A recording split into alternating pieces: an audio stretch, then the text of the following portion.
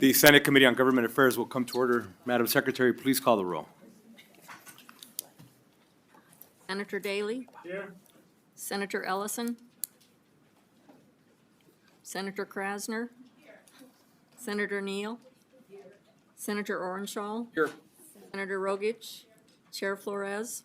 President, please let the record reflect all members are present and we have a quorum. Good afternoon, everyone, to this very voluminous meeting of Government Affairs. However, we have a very important Cinco de Mayo event that we have to get to. So we're going to work diligently through this agenda. By the way, for those of you who don't know, Senator Ellison is going to be emceeing the event, all in Spanish, using Google Translate, so you must be present at a minimum for that. But we do appreciate everybody being here. In the interest of time, I want to remind everybody, for those of you who will be testifying in support, opposition, or neutral, to please limit your testimony to 2 minutes. For those of you who need more time, we encourage you to please submit in writing the full breadth of your whatever position it may be, so that we can get that submitted over to the committee and reviewed thoroughly. And also, as you know, we are reaching deadlines, so you'll see members walking in and out as they have bill presentations happening simultaneously. Lastly, members, I want to remind you that the way the agenda looks today will very likely look on Wednesday and on Friday, so you can plan accordingly with your families. Unfortunately, it's impossible to avoid it this week, so we will be here having a long Friday. Just make sure your family is aware. With that, we do have 6 items on the agenda, followed by public comment. I just wanted to give everybody a lay of the land. We'll be starting off with Assembly Bill 478, followed by Assembly Bill 96, followed by Assembly Bill 303, followed by Assembly Bill 189, followed by Assembly Bill 28, and then lastly, we'll do Assembly Bill 37. With that, I'd like to open up the hearing on Assembly Bill 478. Majority Leader Jauregui, whenever you're ready.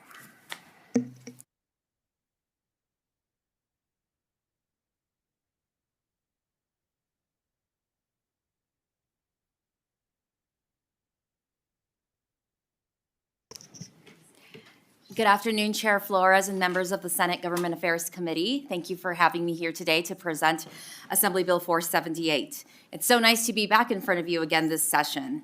I was here last legislative session working on a very similar issue.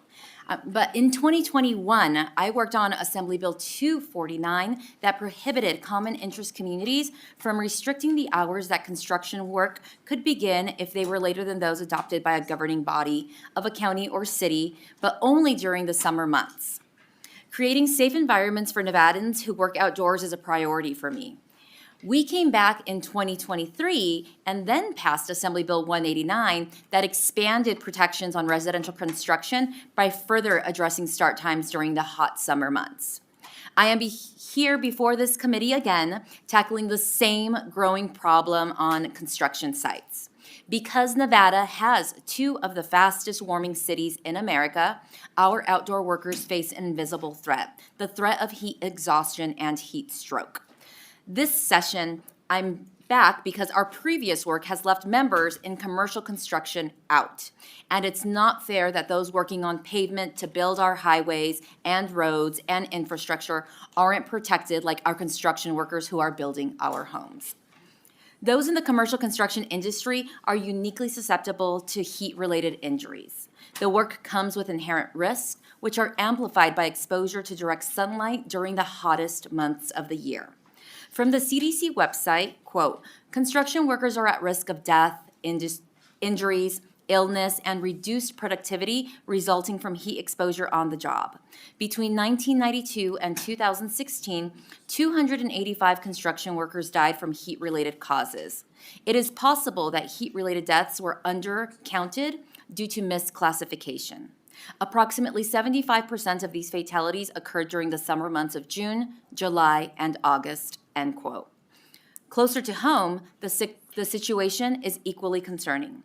In 2021, Nevada's OSHA received 344 heat-related complaints, a significant surge from the average of 118 annual complaints between 2015 and 2020. This upward trend persisted, with 467 complaints filed through September 2024, marking the highest number in the agency's history.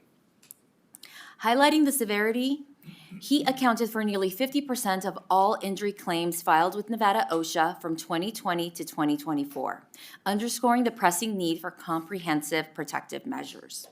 Workers in commercial construction sector face distinct challenges. Their tasks often involve prolonged exposure to direct sunlight, especially during the sweltering summer months. The nature of their work, which includes handling heavy machinery and performing physically demanding tasks, amplifies the risks associated with heat exposure. The health ramifications of heat exhaustion and heat stroke are profound. Symptoms can encompass cognitive impairment, dizziness, excessive sweating leading to slippery hands, delayed response time, muscle fatigue and cramping, nausea or vomiting, and obscured vision due to fogged eyewear. Can you imagine handling large-scale CAT equipment with these symptoms? The National Institute for Occupational Safety and Health emphasizes that one of the most effective strategies to mitigate heat-related risk is scheduling high-risk tasks during cooler parts of the day. Assembly Bill 478 seeks to implement this recommendation by requiring adjusted work schedules, ensuring that commercial construction workers are afforded the same protections as those in the residential sector. Before I turn it over to my co-presenter, Summer Pallett, followed by Vince Saavedra, I would like the committee to know I submitted an amendment to remove the pop count on the bill. It was never my intention to have a pop count on the bill. I would also like to let the committee know that there is an amendment submitted by Clark County, which we do consider friendly, but we are going to work on incorporating the Clark County amendment into the amendment I am presenting. So there will be a third amendment coming, which will incorporate Clark County's concerns. Something they pointed out was that we don't want to limit construction hours that is currently allowed to begin like at midnight, 1 or 2, that construction time that goes on, and that was never our intention. So although we don't want construction work to be limited by later start times, we also don't want to limit earlier start times. So we will be incorporating some version of their amendment into ours. And with that, Chair, with your permission, I would like to turn it over to my first co-presenter, Summer Pallett. Good afternoon, Chair Flores and members of the Government Affairs Committee. My name is Summer Pallett. I'm a member of the AGC. I'm also an owner of a general contracting company here in Washoe County. In Washoe County. As a former city planner and planning commissioner, I feel like I have a bit of unique perspective on this matter, and I was involved firsthand in the municipal process of imposing work hour restrictions on the construction industry. Having been so involved, I can assure you that it was never my intention to put the health and safety of Nevada construction workers at risk, but I was simply just trying to reduce noise pollution to residents that were adjacent to construction activity. However, I do believe that I was ignorant to the fact that these noise restrictions came at a cost and needlessly required these construction workers to perform manual labor during the heat of the day. While I may not have realized these negative impacts while I was working in municipal government, my past decade in the construction industry has shown me that health and safety are to be prioritized over all else. While construction may be considered a dangerous occupation, I believe that we can more effectively mitigate risks when we make informed decisions. The truth is, construction workers have always been known to wake up with the sun in an effort to maximize daylight hours while also sufficiently beating the heat. In Nevada, the hottest part of the day typically happens between 2 p.m. and 4 p.m., and a 5 a.m. start time during the hottest months of the year ensures a full day's work before things really begin heating up, which would increase the risk of heat exhaustion, dehydration, and even death. General contractors, subcontractors, the AGC, and OSHA work together to ensure safe working conditions within our industry, and I believe that this proposed bill would create continuity across jurisdictions, allowing contractors to better stay on schedule, more consistently provide their employees with a 40-hour work week, and adequately mitigate heat risks. It is imperative that we understand that noise pollution related to construction activity is temporary, while heat presents serious health and safety issues to our workforce. Join us in making sure that all Nevada construction workers arrive home safely each and every night. And thank you very much for this opportunity to present my thoughts and experiences with you. Thank you. Thank you, Chair Flores and members of the committee. My name is Vince Saavedra. I'm the Executive Secretary Treasurer to the Southern Nevada Building and Construction Trade Unions. We would like to take a moment to thank the two presenters. It's really important, this bill. So as a union leader representing the construction workers in Southern Nevada, I strongly support this legislation establishing early construction start times for certain construction projects during the warmer months. Our members are the backbone of Nevada's construction industry, and their safety must always come first, with Clark County experiencing some of the fastest rising temperatures in the nation. It's important that we adopt our work schedules to protect Nevada's workforce from the escalating risk of heat exhaustion and heat stroke. By allowing construction workers to begin earlier, we can ensure that the most physical demanding tasks are completed during the cooler parts of the day. OSHA has recommended that outdoor labor, especially for construction trades, be scheduled during earlier hours to minimize exposure to extreme heat. This legislation aligns with the best practices demonstrated by OSHA. Our worker safety is not just a box to check. It's something that needs to be taken seriously, and that's why we're thanking the two other presenters. Thank you. Thank you, Chair Flores. With that, we are open for questions. Thank you, all three of you, for the presentation. It's always great to see all three of you. Members, Senator Daly, please. Thank you, Mr. Chair. Didn't really have a question, comment, but I think I understand all of the amendments. You're taking the pop cap off, so it'll apply statewide. And it doesn't just try to target what's happening in homeowners associations. That was the bill last session. So I understand. And then the Clark County amendment is trying to say if they have an ordinance in place that allows for expanded hours outside of this, that ordinance can continue. Just being clear. Assemblymember Sandra Howdiggy, for the record, yes. Excellent. Thank you. Members, any additional questions, comments? Seeing none, I'll invite all three of you to sit back in the gallery. Thank you for the presentation.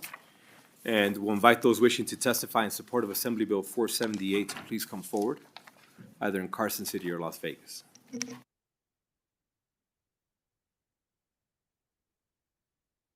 Please proceed. We don't have anybody in Las Vegas, so we'll start here in Carson City. Thank you, Mr. Chairman, members of the committee. My name is Alexis Motorex with the Nevada Chapter Associated General Contractors, representing the construction workforce in Northern Nevada, the people who build our schools, hospitals, roads, and infrastructure every day, often under extreme conditions. We are here in strong support of AB 478 as presented without the pop cap. This legislation is fundamentally about protecting construction workers by responsibly limiting the ability of local governments to impose overly restrictive construction hours. While we respect the authority of local governing bodies to adopt ordinances that best suit their constituents, we feel there needs to be balance and consistency. For those working outdoors, hotter conditions aren't just uncomfortable, they can be dangerous. We worked closely with Nevada OSHA and other stakeholders on the recently adopted heat illness mitigation regulations and work hard to ensure that our workforce is protected against the hazards of heat. Construction employers start jobs as early as allowable, build in extra rest and water breaks, and train crews on heat illness prevention. But when there are blanket restrictions on construction hours, it inadvertently eliminates the most effective tool they have, scheduling around the heat. As Mr. Saavedra mentioned, early morning shifts are widely recognized as one of the most important tools employers have to reduce risk.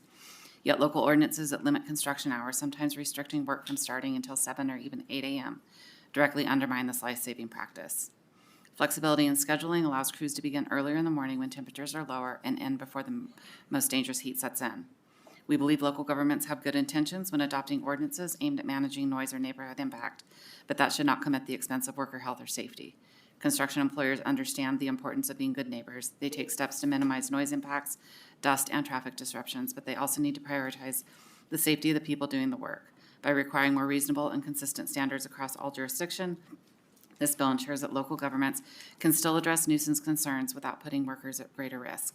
Nevada's construction industry powers our state's growth and prosperity, but none of it's possible without the safe, healthy workers. Let's give them the tools to work smart and stay safe. Thank you. Thank you for joining us. Welcome. Thank you, Mr. Chairman and members of the committee. For the record, my name is Paige Barnes with the Frado Company. Here today on behalf of Granite Construction, we are here in support of this worker safety legislation and echo the comments of our colleagues at AGC. Thank you. Thank you for joining us. Welcome. Thank you, Mr. Chair, members of the committee, Rob Benner, Executive Secretary, Treasurer for the Northern Nevada Building and Construction Trades Council.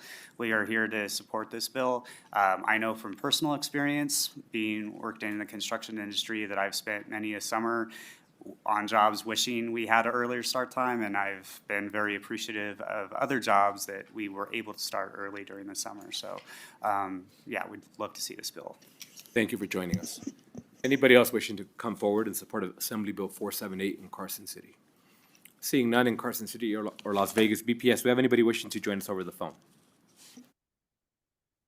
If you would like to testify in support of AB 478, please press star 9 now to take your place in the queue.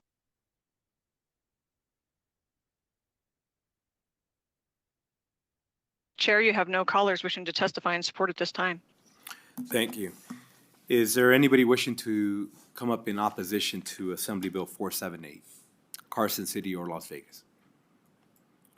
Seeing no one stepping forward, BPS, do we have anybody wishing to join us in opposition to Assembly Bill 478?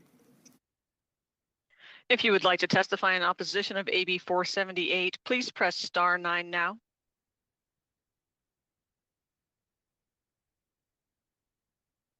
Chair, you have no callers in opposition at this time. Thank you. And at this time, anybody wishing to testify in the neutral position for Assembly Bill 478? We have nobody in Las Vegas. We do have folk here in Carson City. Welcome. Good afternoon, Chair Flores and members of the Senate Government Affairs Committee. Joanna Jacob on behalf of Clark County. Neutral with the amendments discussed today, especially we've been working with Majority Leader Howergy and the bill proponents on this. In Clark County, we have a variety of commercial zones that we have divided up into sectors and work. If you live in Clark County, you know that work is going around 24 hours, 7 days a week in some areas. We take a number of complaints about that, actually, and we start 7 p.m. to 6 a.m., 9 p.m. to 6 a.m., 2 a.m. to 10 a.m., depending on what zones you're in. So we just are trying to figure out how to craft this so that we can continue to do work in the cooler parts of the day. And we certainly will work with Majority Leader Howergy and the proponents, and we'll bring something back for you to consider incorporating all of the amendments. Thank you very much. And thank you for joining us. Anybody else wishing to testify in the neutral position? Seeing none, BPS, do we have anybody wishing to testify in the neutral position for Assembly Bill 478?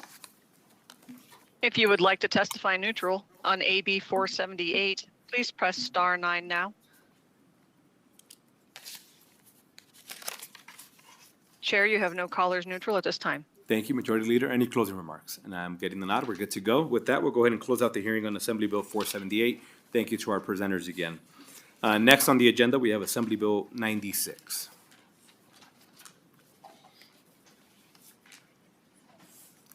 Good afternoon, welcome.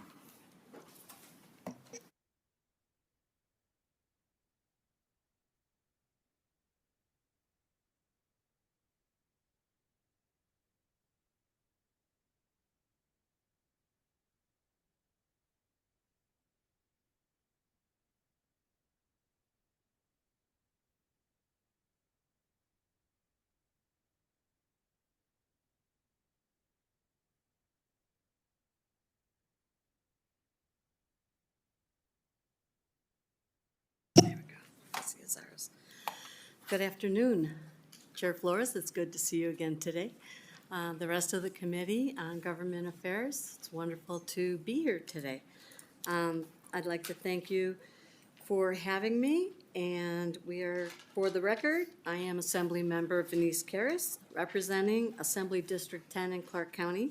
I will be presenting Assembly Bill 96, which revises provisions relating to master plans. With me today are Dylan Shaver of Pinion Public Affairs, and in Las Vegas, Marco Vallata, the Chief Sustainability Officer for the City of Las Vegas. A little background information, the bill before you today is a recommendation from the Joint Interim Standing Committee on Government Affairs.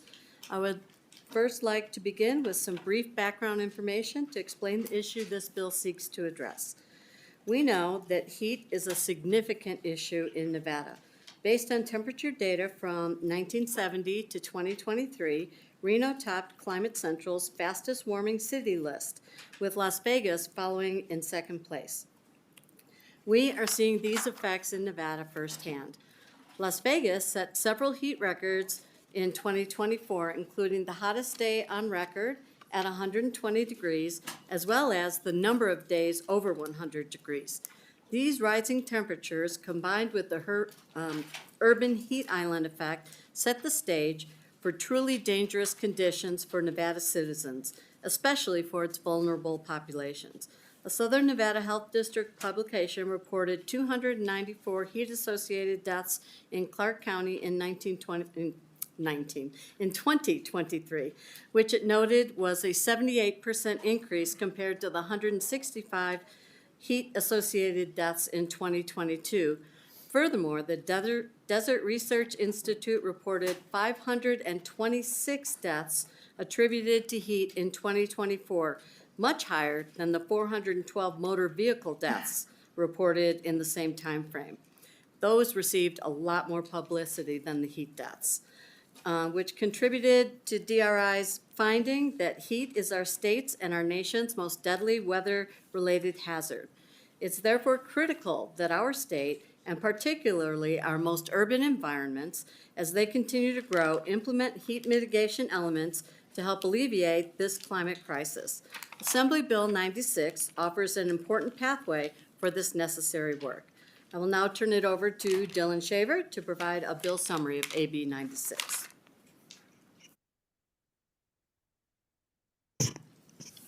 Thank you, Chair Flores, members of the committee. For the record, Dylan Shaver from Pinion Public Affairs here on behalf of the city of Las Vegas. Thank you for having me today.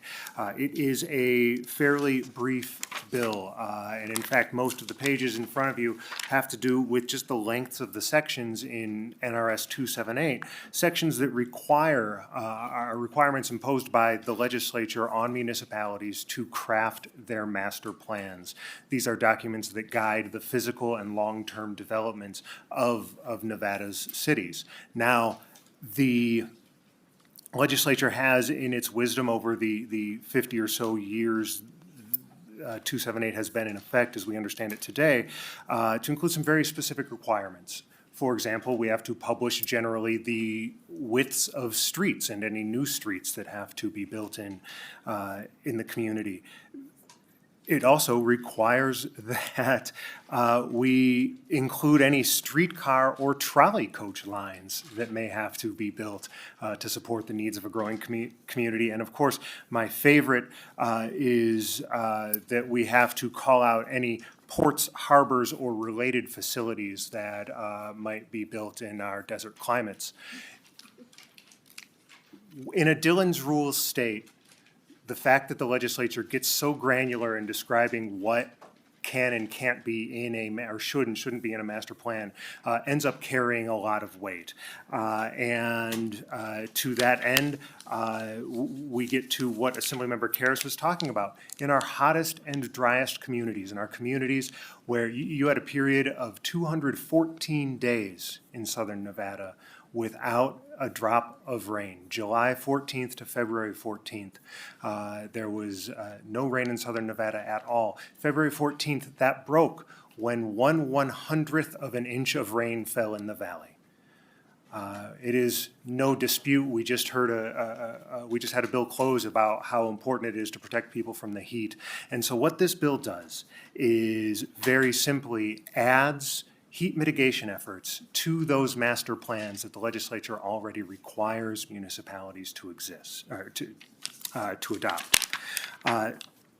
Section 2 establishes that requirement. Section 1 establishes that requirement. Section 2 goes in and describes what a heat mitigation element can look like, including factors like providing cooling spaces, public drinking water, and other facilities that might be necessary to protect our vulnerable populations from the heat. There is, I believe, on Nellis, do you want me to get into the amendment right now? Okay.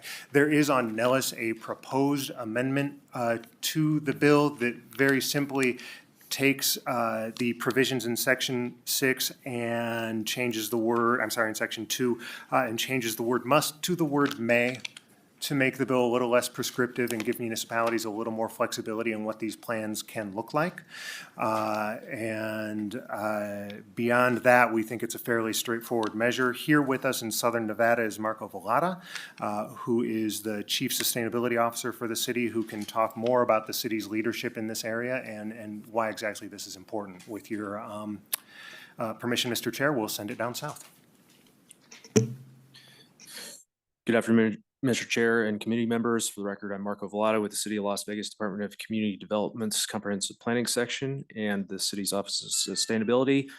I'm a planning project manager and the lead for the city's 2050 master plan, and have overseen its development since 2019 and its adoption by our Planning Commission and City Council in mid-2021 and its implementations since then.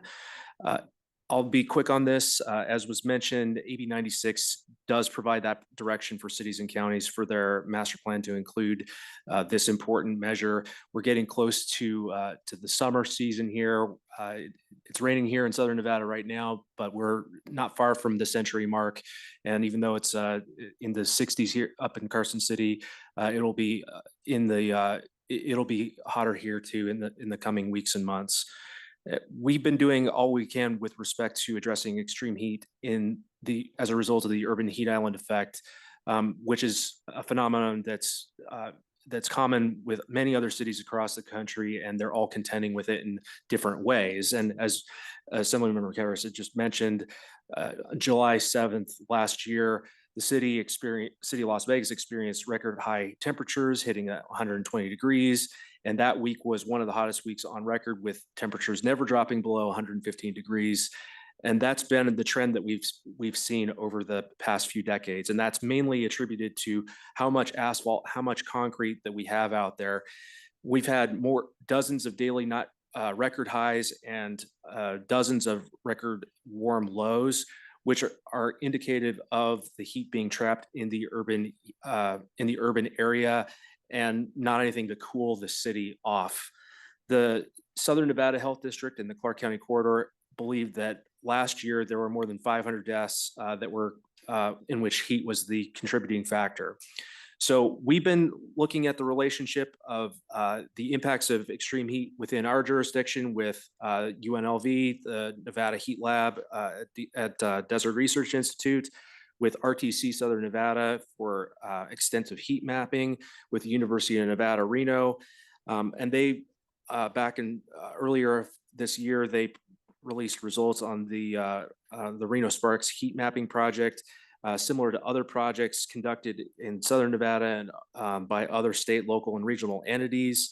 And they've all found similar findings of this phenomenon happening within the McCarran Boulevard Loop, within downtown Reno, within downtown Sparks, around the airports, and in Southern Nevada. And when you add demographics and socioeconomics, factors like the urban tree canopy coverage, building construction, and other built natural environmental variables, it is apparent that the effect has more of an impact on certain parts of the urban area and can creep across political boundaries. And really, AB 96 helps us plan together with our other entities. We've looked at neighborhoods immediately around downtown Las Vegas, and that includes East Las Vegas and the historic West Side. And we have found there are higher vulnerabilities in those areas and greater needs for adaptive capacity. So finally, the concern is that with time and changing climatic conditions, we're anticipating temperatures to increase another 2 to 8 degrees higher than averages. The impacts of the urban heat island effect to cities, neighborhoods, and local communities are going to get much worse, ranging financial costs and the public health toll. And if you're a transit user, or if you're working out in the field, if you're doing construction work, urban heat has to be one of the considerations that we have to plan for. With that, I will turn things back over to Dylan. Thank you.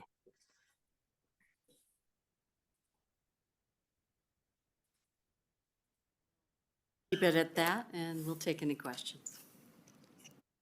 Thank you for the presentation, all three of you. At this time, we'll open it for questions. We'll start off with Senator Neal.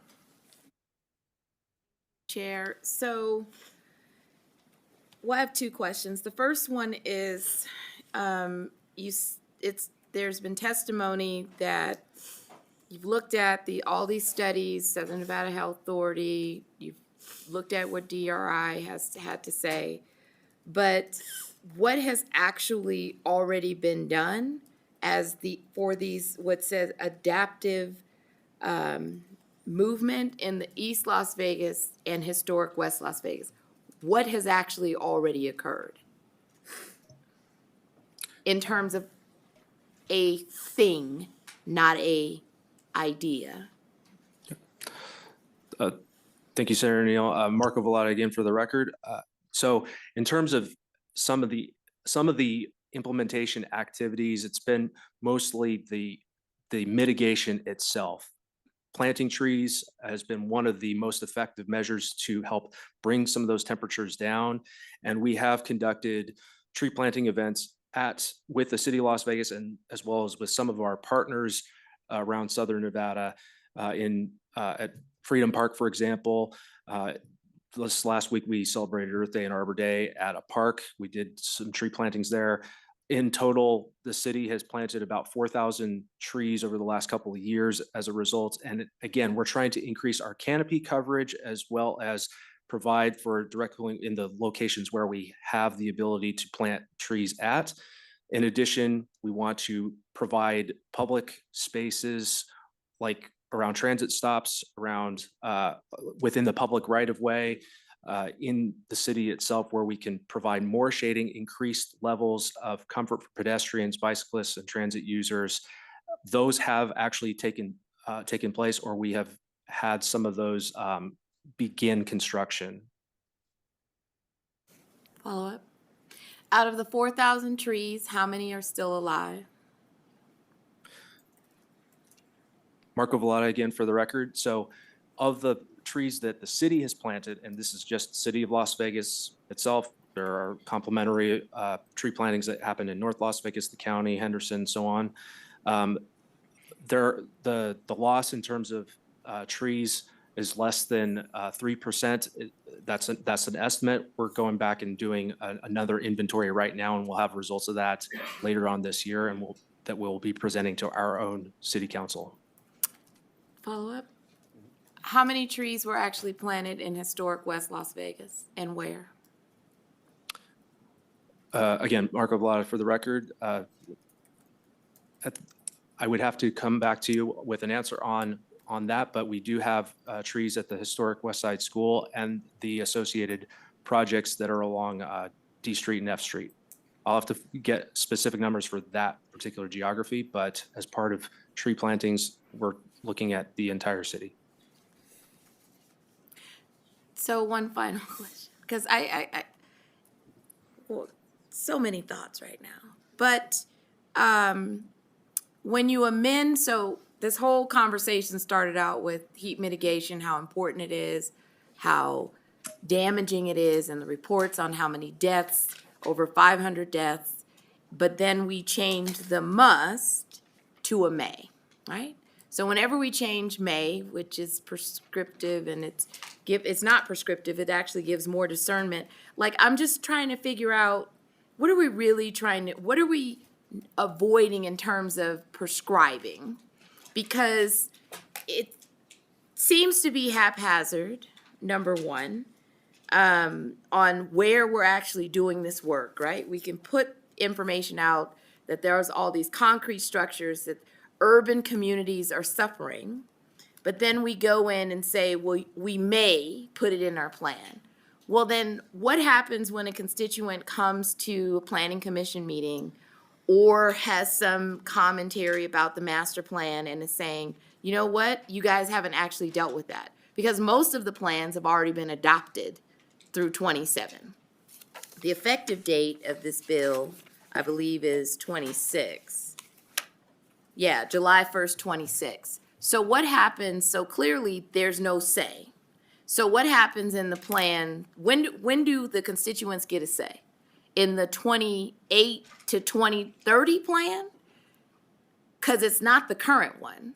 So if the deaths are real, the concrete jungle is real, why do we have this permissive language and then this later effective date when the plans are already out. The master planning has already been done by the cities. So who gets to say what when? Or do we want more deaths up until July 1st of 2026? Senator Neal, Marco Valada, for the record. So again, believe the word may that's being proposed here in this case is to not limit some of the other mitigation measures that could be included. I mean, obviously urban forestry is what we're talking about as the primary heat mitigation measure, but there could be other measures that we consider in the planning process. You know, we update our master plan on a regular basis. We provide a report to our city council and our planning commission annually. That is a requirement as part of the ordinance itself, as well as something that's embedded in NRS 278-190. So we do provide the opportunity for the public to know how our plan is performing and where there are opportunities for improvement, whether that's geography itself or things like the mitigation measures that are discussed specifically within AB 96 itself. And I think with the May, we want to be inclusive of things that are listed here as well as others that we might not be thinking of, such as maybe the exact mix of native trees or drought tolerant species or the types of cooling spaces, for example.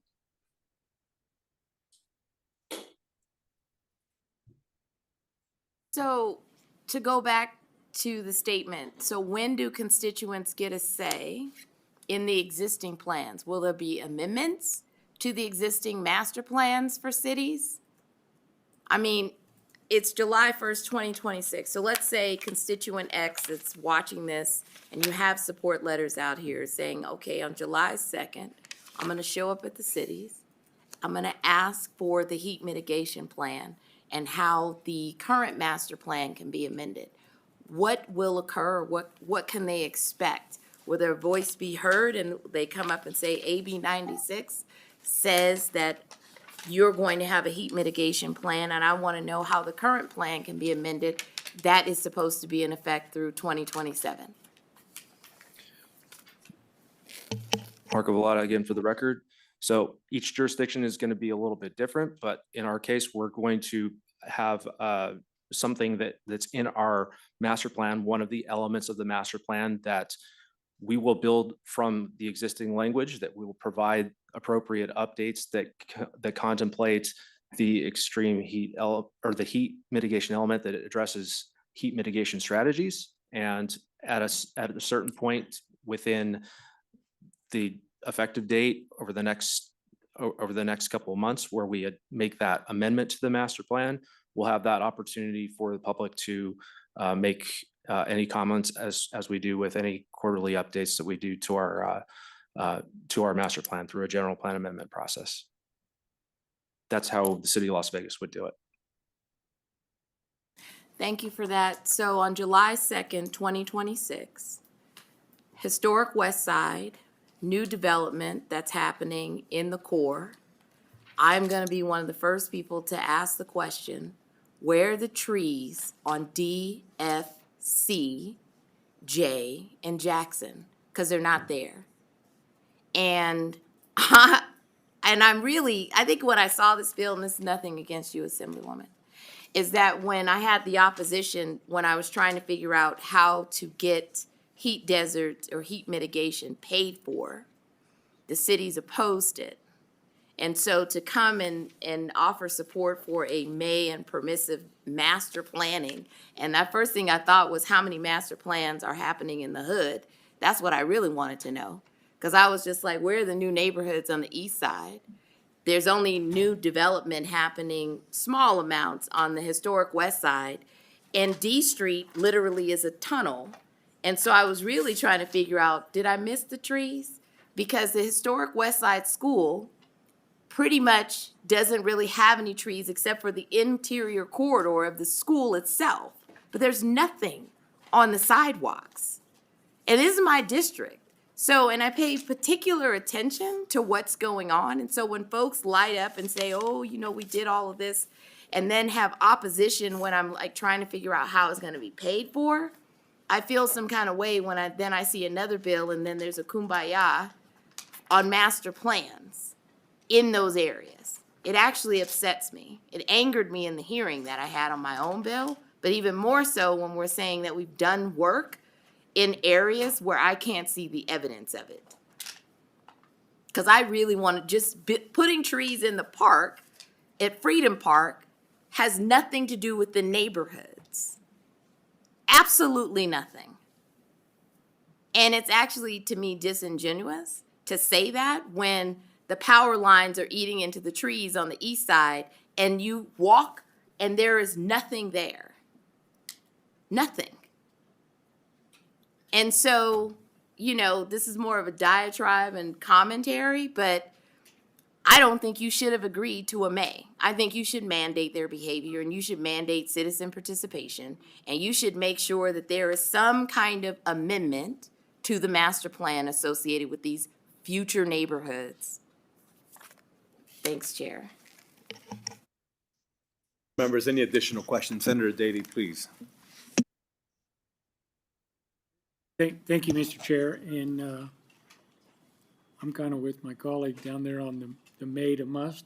And I was just looking at, you guys put in number I, you have number J. Every single one of the other elements says you're gonna have a traffic, you're gonna have this, you're gonna have that. And it says, which must include. So when I read it with the comma there, it says you have to have a heat mitigation element, which may include, and then you have all the stuff. I would say, well, it may include nothing as well. I mean, I just think if you're not putting the must in there, you're diluting it to the point where it really doesn't matter, the way I'm reading it. I could be wrong, but the way I read it is, it should be a must. Mr. Chairman, if I may, for the record, Dylan Shaver, Opinion Public Affairs. Those points are very well taken, Senators. We will say that the 2023 legislature passed this bill with a must in that place. And that bill was sent back here by the governor. It was our intent here to bring you policy that would not meet that same fate. From the city of Las Vegas's perspective, the language in section 1 provides pretty clear direction that an element has to be in the master plan. The language in section 2 provides what that could look like, but doesn't tie anybody's hands in that particular manner. That said, a proposed amendment is, of course, a policy in the hands of this committee. If that route is not one the committee is interested in, we certainly wouldn't intend to force your hands, and you have the ability to sort of send us back to the drawing board if you would so wish. But the goal of that amendment primarily was to ensure that the elevation of heat mitigation elements into the master plan had some legal footing in the first place before we got too prescriptive with the language. Senator Ellison, and then we'll go back to Senator Neal. Yeah, I remember reading something previous about this, and they were looking at either putting like a carport type thing in some areas instead of the trees because of the water and the maintenance. So was this the same thing that they mended back a while? But they were talking about, you know, instead of putting the trees up, they're like an awning in some areas. Is that still on the books, or where are we at? Thank you so much for the question. Again, Dylan Shaver for the record, through you, Mr. Chairman, to Senator Ellison. I believe what you were looking at is discussion of this exact language from our previous legislative session. And the language as we read it would still allow for, you know, not every situation requires a tree. Of course, we want there to be as many as possible. But there are areas where shade structures and other options would definitely be preferable or at least easier to deploy. Not everywhere is going to have ready irrigation, especially not in southern Nevada, and this would allow for that. Thank you, Mr. Chair. Thank you. Senator Neal, excuse me. So I just have a question. What did you said the governor vetoed it in 23? What was in the veto message? The governor's veto message, which I do not have in front of, thank you, Sue.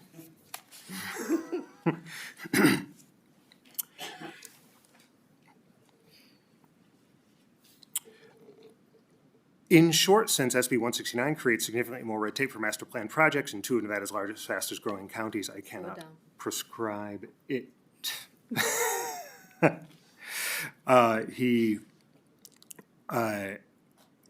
certainly refers to the bill as well-intentioned, mentions that it is too prescriptive and that the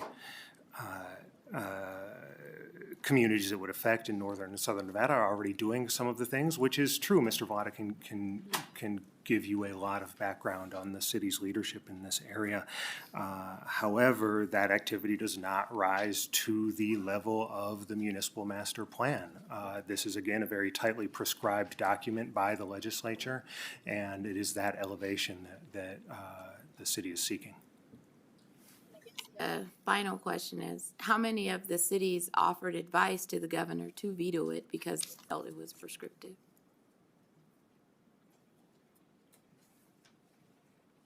Thank you so much for the question, Senator. Again, Dylan Shaver. For the record, the city of Las Vegas supported this bill last session, so I'm not sure that other municipalities would share if that was a communique that they had granted. But it is certainly, we are here today with the support of the Urban Consortium. I believe they supported it last time around as well.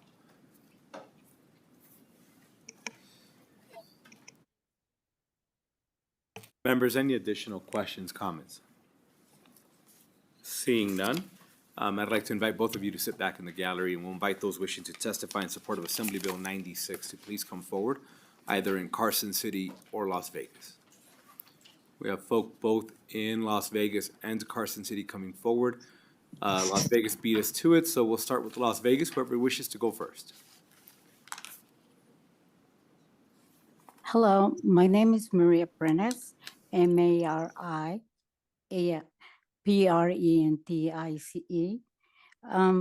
I am a volunteer with Chispa, Nevada, and I am a retired woman. And I have been living here in Las Vegas for the past 24 years with my pension.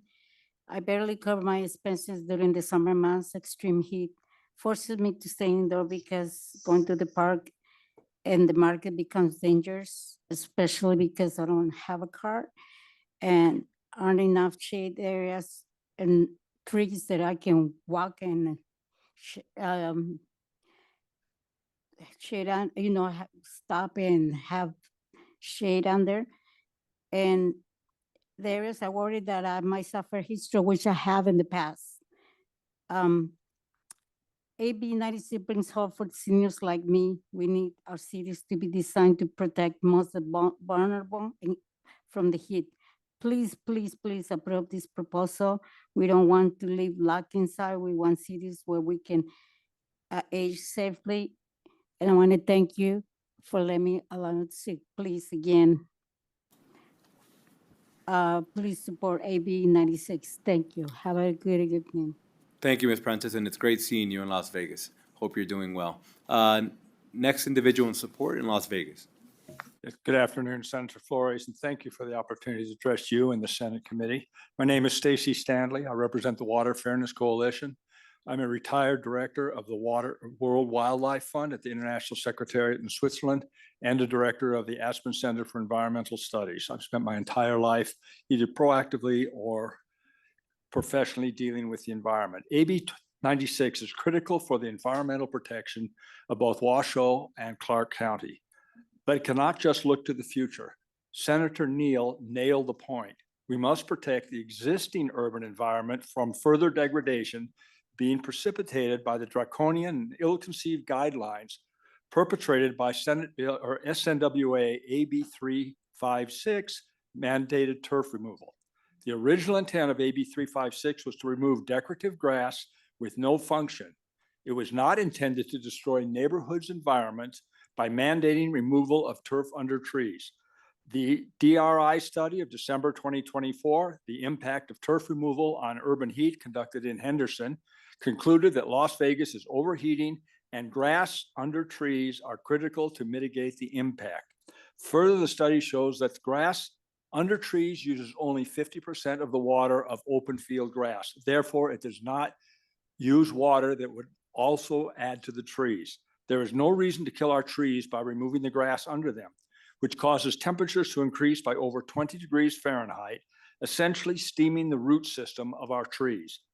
Please insert an amendment to AB 96 that designates grass under trees as functional turf conditional upon today and protect our neighborhoods as was the original intent of AB 356. Thank you. And sir, just for the sake of clarity, if the bill remains as presented with the amendment presented by the Assembly member, you're still in support of the bill. You just want to make it a little bit better. Is that correct? Thank you. That is exactly right. Understood. I appreciate the correction. Thank you. I just wanted to make sure that you weren't saying you only would support it with the amendment. Thank you. We'll keep you in support. Appreciate you. Thank you. And I don't see anybody else in Las Vegas, so we'll come here to Carson City. Welcome. Hi, good afternoon. Kathy Flanagan, Flanagan, representing the Southern Nevada Water Authority in full support of AB 96, not here to rehear AB 356 from a previous session. Our communities must work together to mitigate the impacts of climate change. The SNWA's Water Smart Landscape programs has always required that participants achieve 50% canopy coverage at plant maturity. To further encourage this, we currently offer a tree bait of $100 for each drought-tolerant tree planted, in addition to the traditional WSL rebate. We're also working with Impact Nevada, which is targeting the planting of 1,000 trees by the end of 2026. So those are the measures we're taking. We think that using heat mitigation strategies in master plans is a very important component. Thank you. Thank you for joining us. Welcome. Good afternoon, Chair Flores and members of the committee. My name is Katie Hale with the Griffin Company on behalf of the Desert Research Institute. DRI's Nevada Heat Lab is working with partners across Southern Nevada to respond to issues associated with extreme heat. Extreme heat has contributed to the deaths of more than 500 people in Southern Nevada last year. This group, comprised of local governments, the health districts, emergency managers, and water and transportation agencies, and nonprofits, all have a role in responding in some way to extreme heat. AB 96 will further these efforts by requiring a master plan to address extreme heat in the same way that agencies must address other large-scale community needs, and for those reasons, we are in support. Thank you. Thank you for joining us. Welcome. Thank you, Chair Flores and members of the committee. My name is Jana Moan, that's Jainamoan, and I am the Nevada External Affairs Director for the Nature Conservancy. We support AB 96 to require heat mitigation elements in master plans. We support policies like this that will help our communities adapt to the effects of increasing heat and aridity. Planning for heat and finding ways to reduce and mitigate adverse effects is essential to maintaining the quality of life in rapidly warming cities. There are many innovative ways to deploy nature and nature-based solutions to cool areas affected by urban heating. We appreciate that this bill includes that urban tree canopies are a heat mitigation requirement. Other community greening efforts, such as low water landscaping and community or personal gardens, can also have a cooling effect in underserved neighborhoods that are most impacted by heat. And we appreciate this bill, and we thank you for considering our support for AB 96. And thank you for joining us. Welcome. Hello, Chair and members of the committee. My name is Tristan St. Dennis. I am the Policy Associate with the Nevada Conservation League. The typical number of heat wave days in Nevada is projected to increase even more to around 55 days a year by 2050. Extreme heat events can be dangerous to health, even fatal, and the number of heat-related deaths and illnesses continues to increase year after year. Over 500,000 people died due to heat-related causes last year just in Clark County. This problem will only continue to get worse unless we take action. It's critical that local governments proactively address extreme heat and mitigate its impacts to protect public health in our communities. We urge the committee's support on this vital legislation. Thank you. And thank you for joining us. Good afternoon. Welcome. Thank you, Chair and members of the committee. My name is Olivia Tanager on behalf of the Sierra Club Toyabe chapter. For the record, I'll be honest with the amendment. I struggled to decide if I was going to get up here and support, neutral, or opposition. I share Senator Neal's concerns, given the rising number of heat deaths and the lack of tree canopy, especially in communities of color and low-income community in Southern Nevada. What ultimately informed my decision to get up here and support today is that we've got, 30 days left in the legislative session, and our communities are hurting. And so in talking to some of my friends who are county planners or city planners and who kind of work in the industry and are helping figure out how we can reduce the number of heat deaths, what they have told me is that this bill would be helpful because it gets planners thinking about heat and how they can develop in ways that abate some of the issues associated with rising heat, especially in the urban core, both in northern Nevada and in southern Nevada. And so I think anything we can do to further that and to further planners being able to more effectively and more strategically think about how to address heat is something we should be pushing, especially given where we're at in session and given the few other bills that address this issue. I appreciate your leadership, Senator Neal, on trying to address urban heat and urban forestry, and I wish that we had bolder legislation that was going to address the problem for our communities before next session. But unfortunately, given where we're at in session, I feel that we have to continue to move this policy forward and policies like yours, Senator, to try and get more resources towards where they need to go to address this issue. I will note when I went to Southern Nevada last year for a work meeting, my shoes melted. And that was when it was 118 degrees outside. So I really don't think we can downplay how big an issue this is for our communities. And I encourage you all to consider ways to address that through legislation, both this session, but perhaps in bigger and bolder ways next session as well. Thank you. And thank you. Good afternoon. Welcome. Good afternoon, Chair Flores, members of the committee. For the record, David Cherry, Government Affairs Manager for the City of Henderson, here representing the Urban Consortium, which consists of the cities of Las Vegas, North Las Vegas, Henderson, Sparks, and Reno. I think we all agree that home means Nevada, but it also means that we need to be creative in the ways that we address the extreme heat that all of our communities are experiencing and will continue to experience.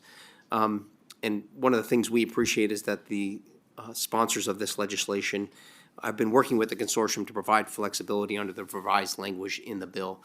All of us already have plans in place that include heat mitigation strategies, so we appreciate being able to have some flexibility in how each of those is put together and how that reflects our individual communities. So for these reasons, the consortium supports AB 96 as amended. Thank you. And thank you. I don't see anybody else approaching in support Carson City or Las Vegas. BPS, do we have anybody wishing to join us over the phone in support of Assembly Bill 96? If you would like to testify in support of AB 96, please press star 9 now to take your place in the queue.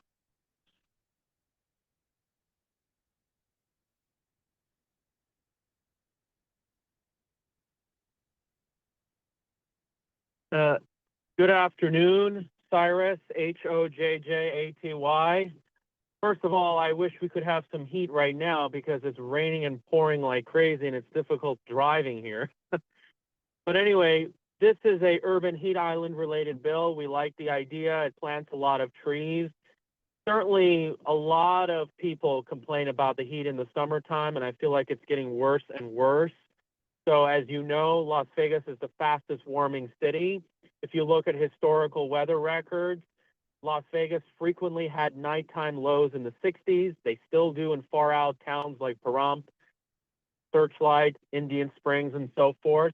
So we really have to bring the benefits back. I think this is going to make it a better place to live. Now, I do support planting trees. The thing is, it does require water. But what we need to be talking about is, because I am the local chapter director of Strong Towns Las Vegas, is how can we stop further warming? Where's the warmth coming from? A lot of that is coming from parking requirements.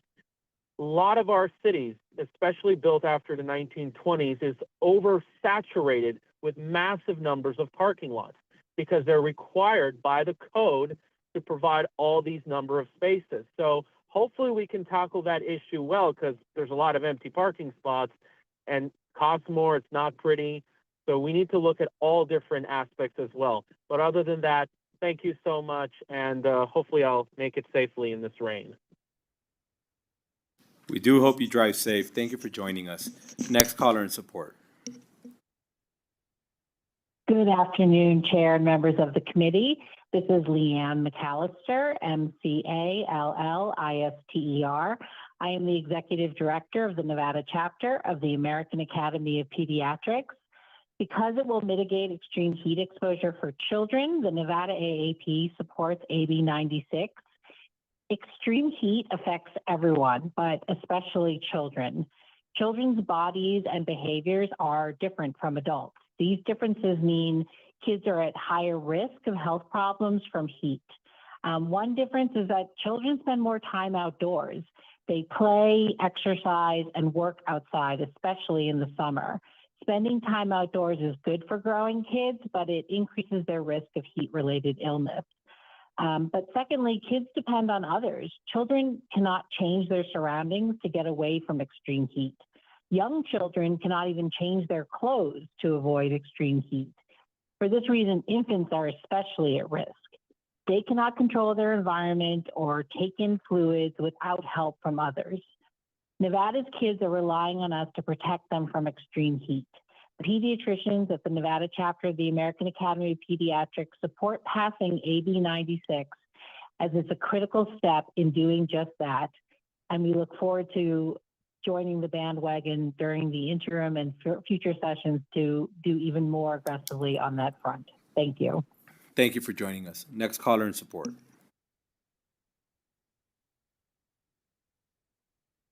Good afternoon. My name is Joanne Leovy, Joanneleovy. I'm chair of Nevada Clinicians for Climate Action. We are in support of this bill as a good first step toward the state being on record to taking intentional action to help reduce the illness and death and health costs from extreme heat. We've provided details in our letter submitted to the Assembly. Thank you. Thank you for joining us. Next caller.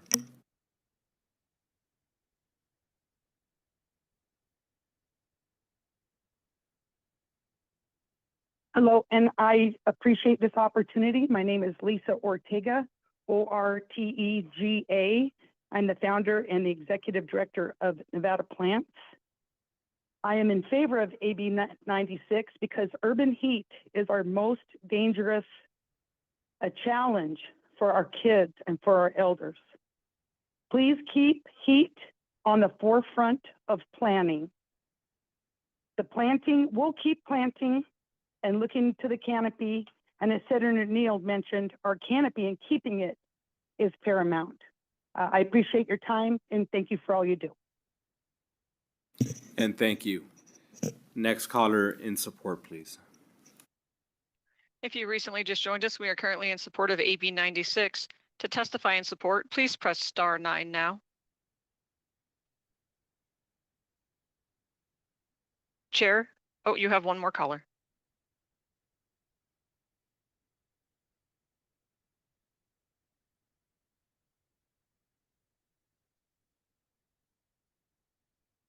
Caller with the last 3 digits of 685, please press star 6 to unmute. Please continue. Hello, good afternoon. Thank you very much, everyone. My name is Alex Simpson, ALEXSIMPSON. I'm calling in support of AB 96. I am a professor over at the College of Southern Nevada, but I'm thinking about this bill in the means of, as a professor, but also as a father too. Professionally, I think about my students and the number of students that I see taking the bus or walking just to get to CSN, and especially in the summertime, because there are summer classes, but also in the fall when it is still extremely hot, as we know. It makes it that much more difficult for them to get to a space where they are able to concentrate and better themselves. Of course, any sort of mitigation plans to help these students, I am for. But again, as I said, I'm also thinking about this in means of, as a father. My family and I, we like to go out, especially in the summertime, but it's so extremely hot that we need means to address that to help our quality of life. Any of these measures, I believe, would help. I would like to take things that are new real quick. being a fierce advocate for your constituents, of which I am one. I agree. I think this bill should be pushed all the way to the best possible version to address equity for all. But again, I'm calling in support of AB 96, and I hope that everyone else will see this as a means to starting to address this problem. Thank you. And thank you. And I believe we do still have one more in support. Is that correct, over the phone? Yes. May I speak? Yes, please proceed. All right. Thank you, Chair and members of the committee. My name is Isaias Gallegos, ISAIASGALLEGOS, and I am here in support for Bill AB 96. And I agree with what was mentioned before. In Las Vegas, as it gets hotter, it'll become more, I guess, it'll become much hotter. Become much harder to inhabit and walk. I personally have experienced that when I've communed around my neighborhood on hot sunny days. This bill will be one of the first steps to mitigate and combat the effects of climate change. Thank you, and that'll be all. Have a good day. And thank you for joining us. Next caller in support, please.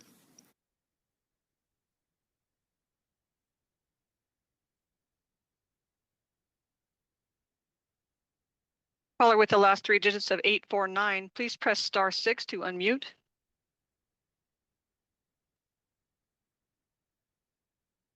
Again, caller with the last three digits of 849, please press *6 to unmute.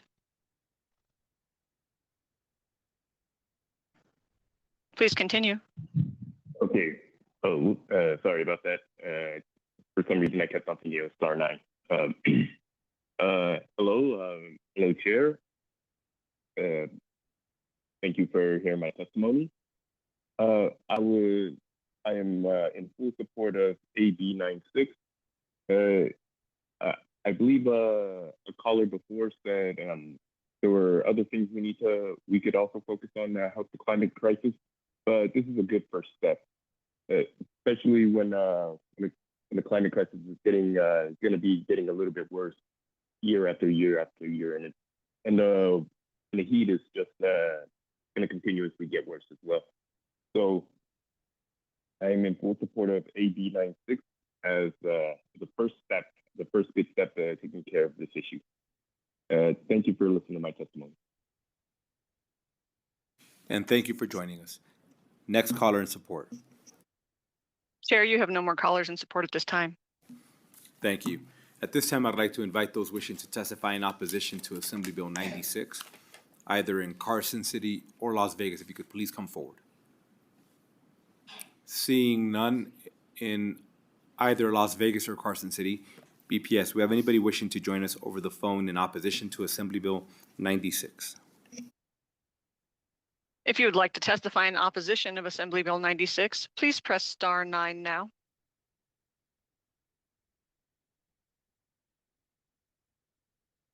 Chair, you have no callers in opposition at this time.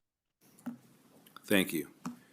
And at this time, we'll invite those wishing to testify in the neutral position to Assembly Bill 96, either in Carson City or Las Vegas.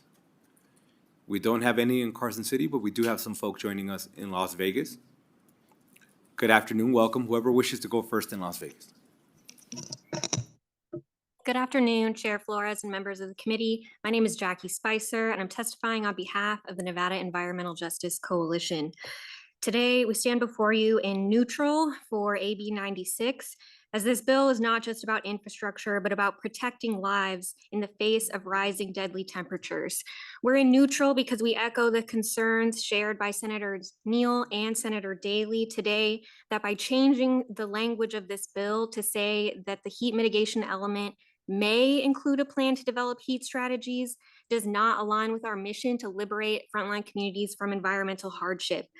As Assemblymember Karras mentioned, Nevada is home to the 2 fastest warming cities in the nation, with over 100 days hotter than 100 degrees and over 500 people who died in Clark County last year alone. We cannot continue to make this optional.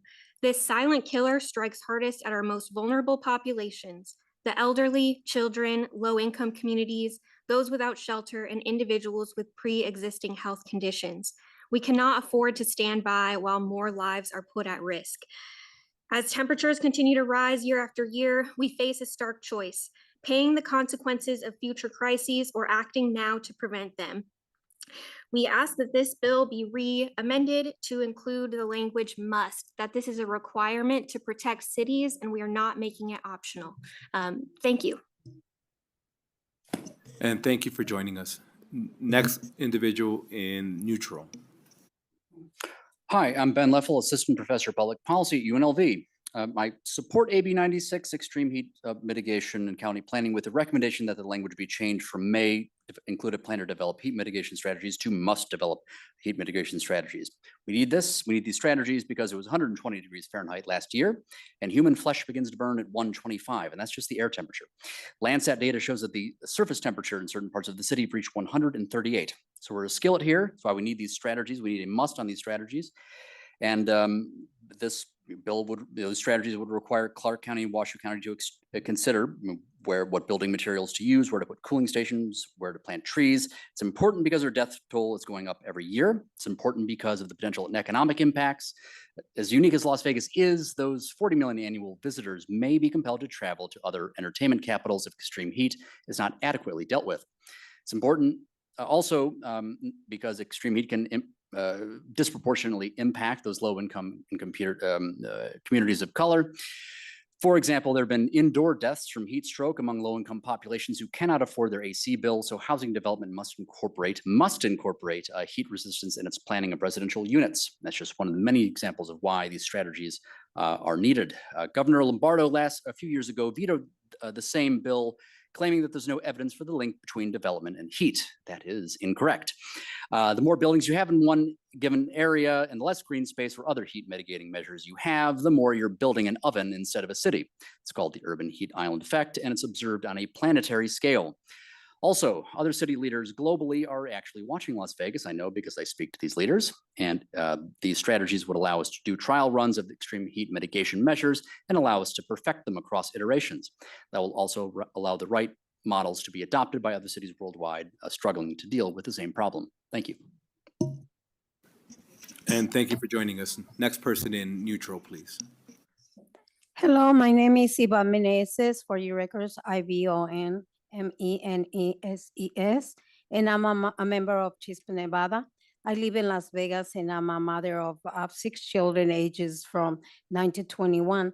I'm here because I was planning to support Assemble Bill 96 to include heat planning in county plans.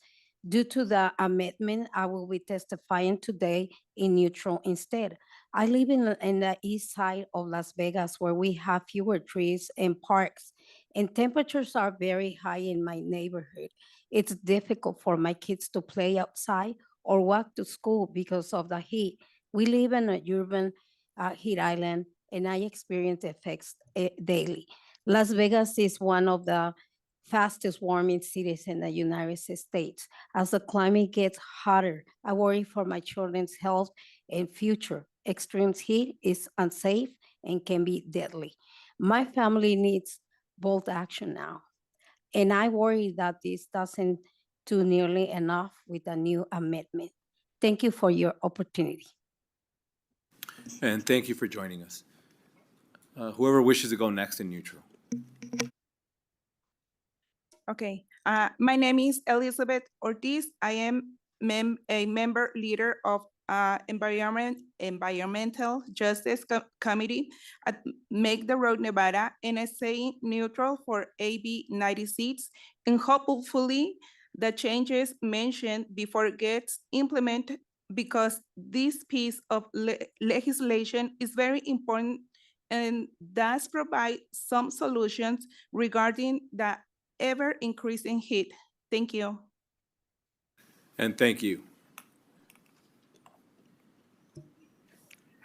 Hello, everybody. My name is Robert Garcia, ROBERTGARCIA, and I'm a lead organizer with Make the Road Nevada. Originally, I was here in supporting of AB 96, but after the recent amendments and previous comments made, I'm now standing neutral on this bill.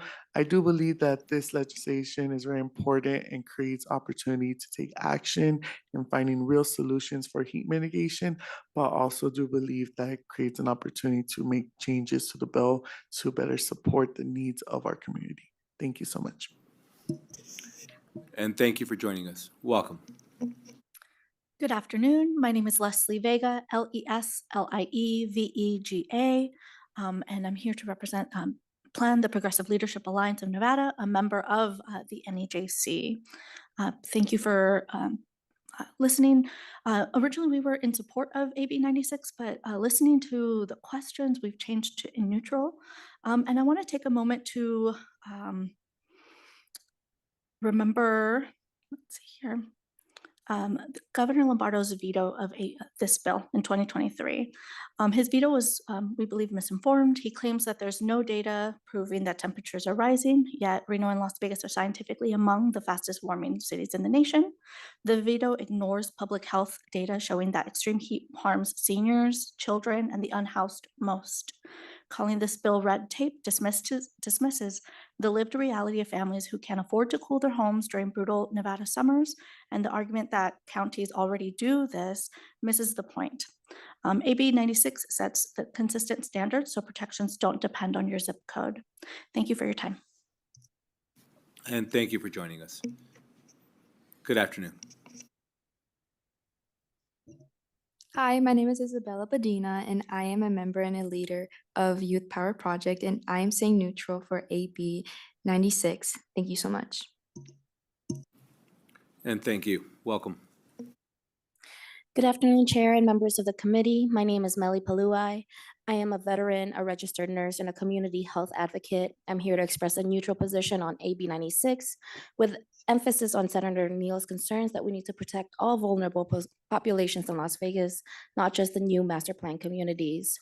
Last year, 526 people in Las Vegas died from heat-related causes. Among them were many unhoused individuals who are going through unimaginable circumstances. And this includes fellow veterans who served this country and are now sleeping on scorching concrete with no relief.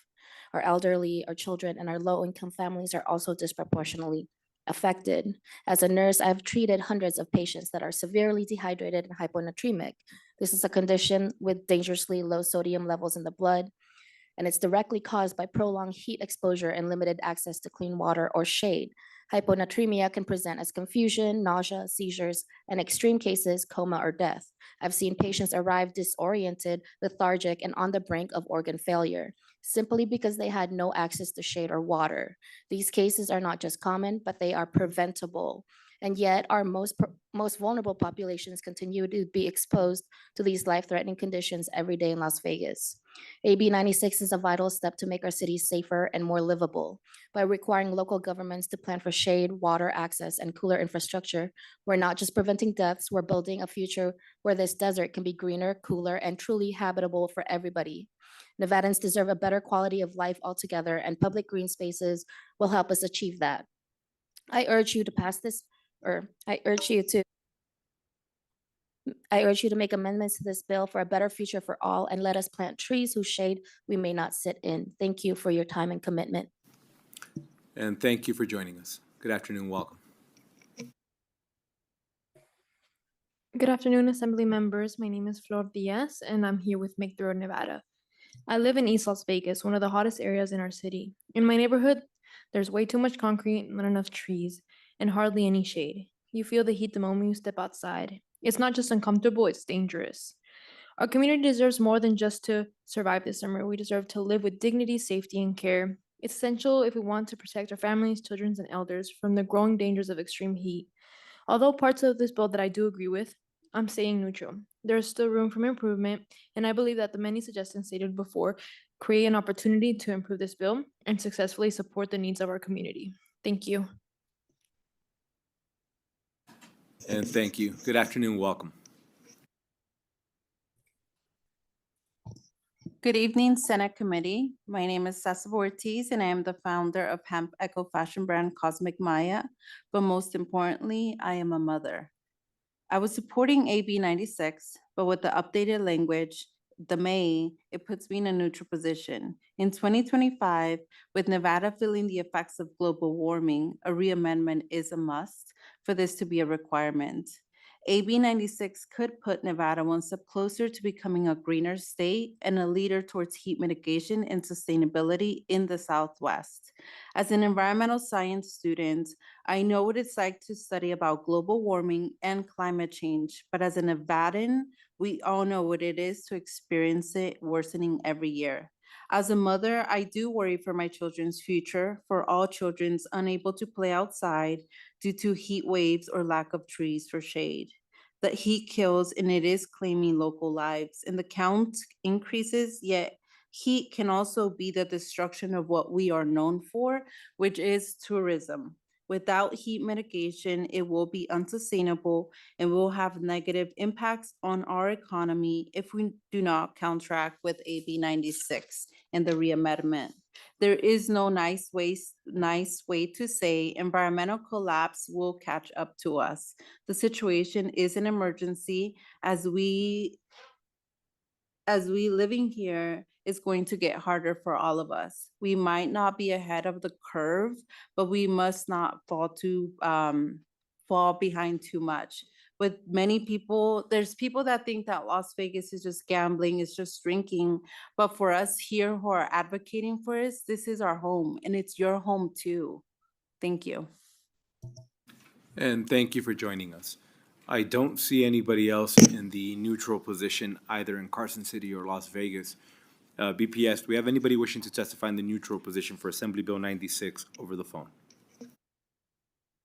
If you would like to testify neutral on AB 96, please press star 9 now to take your place in the queue.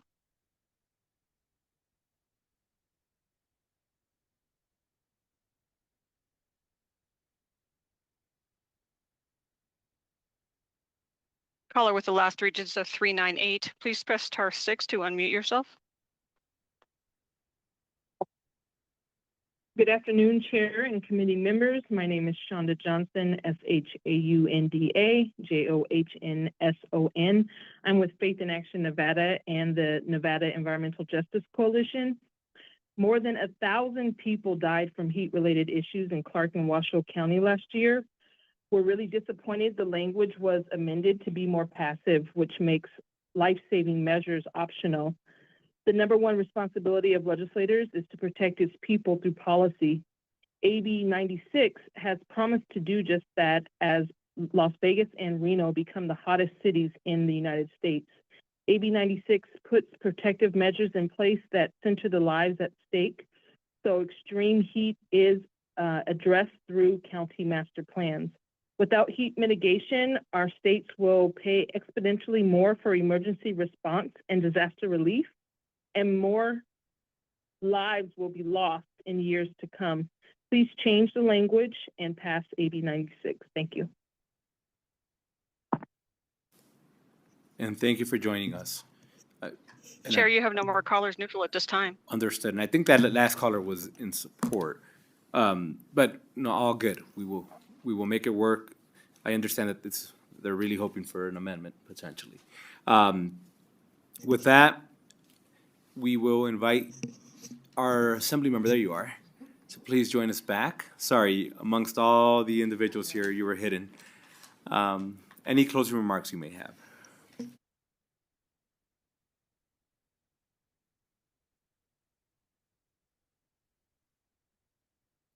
Denise Karras for the record. I know there's a lot of concern about the switch from must to may on page 6, line 16, but I'd like all concerned parties to remember that in section 1, subsection 4, letter E, that would be page 2, line 32 and 33, it still requires a heat mitigation element as described in paragraph I of subsection 1 of NRS 278.160. The first, at the beginning of section 1, it does state the Planning Commission shall prepare, and adopt a comprehensive, long-term general plan for the physical development of the city, county, or region, which in the commission's judgment bears relation to the planning thereof. And then you get to subsection 4 and letter E, that includes a heat mitigation element. Thank you. Thank you, Chair. Members of the committee, for the record, Kelly Crompton, representing the City of Las Vegas. Just wanted to address some of the questions and comments that were made throughout the presentation.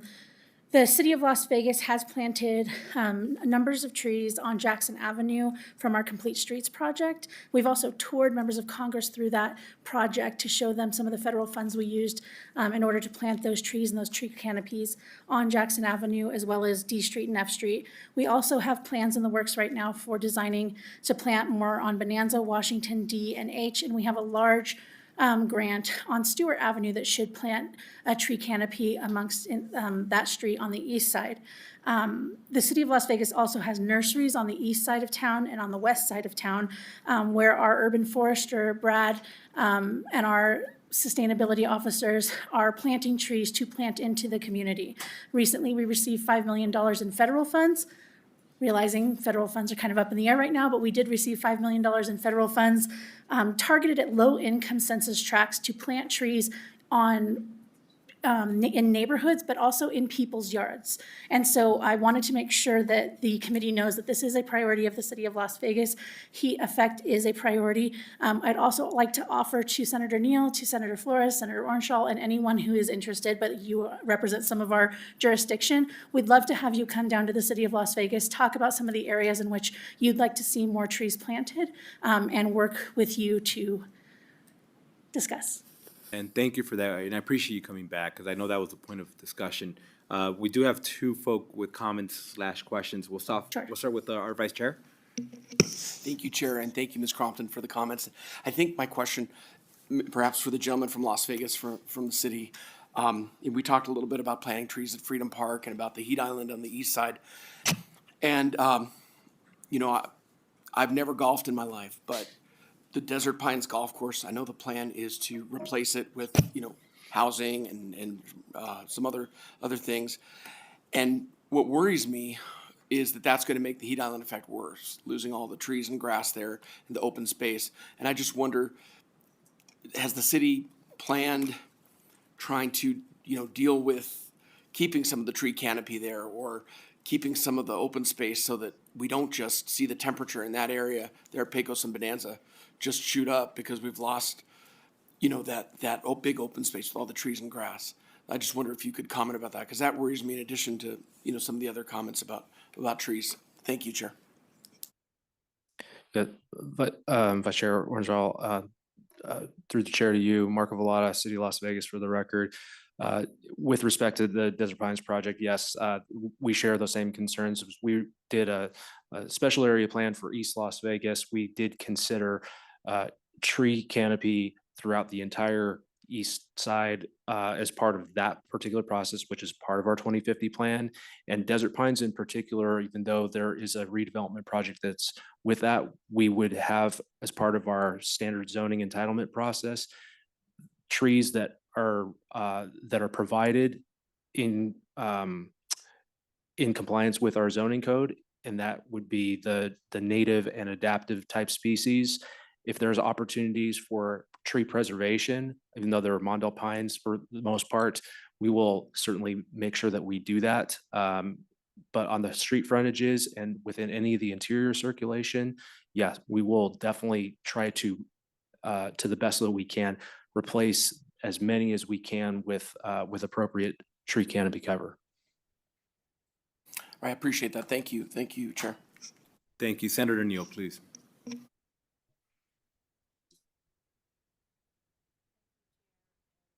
Offer, I would, if tomorrow, drop off the pictures of Jackson Street trees and where they are on D. And I don't mean the park that's on D. I mean, where in the neighborhood? Is it by the mosque? Where is it? Thanks. Thank you. For the record, Kelly Crompton, representing the city of Las Vegas. I don't know why I'm losing my voice. I have my folks working on numbers of trees, but also areas in which they have been planted, and hope to get that to you tomorrow.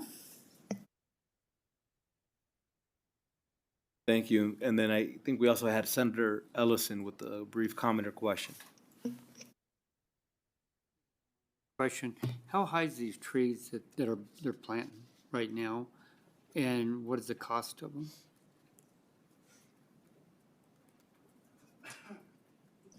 Kelly Crompton, for the record. I'm going to shoot that to Marco. Do you have that answer? Certainly. Marco Vallada, City of Las Vegas for the record.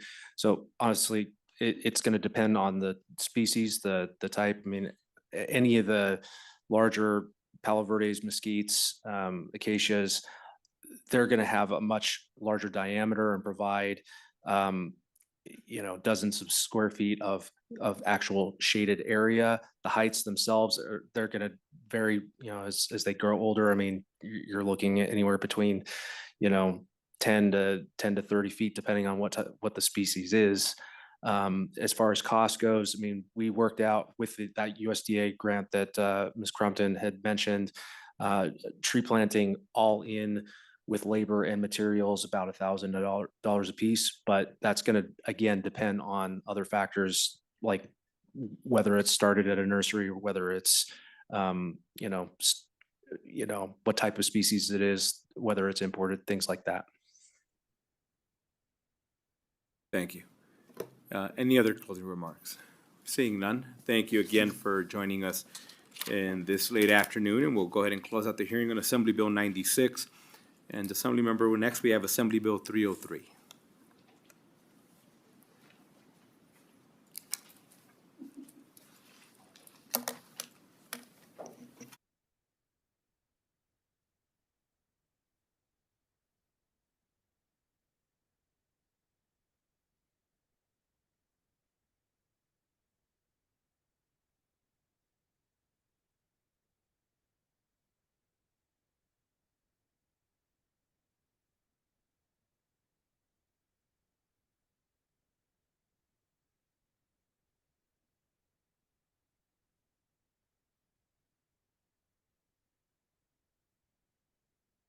Okay, so we'll continue this fun and games.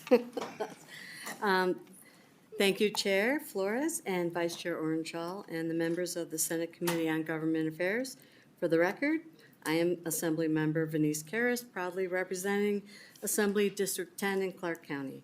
I'm joined, excuse me. I'm joined today by Andy Donahue. We are here today to present Assembly Bill 303, which requires certain projects to comply with provisions governing public works.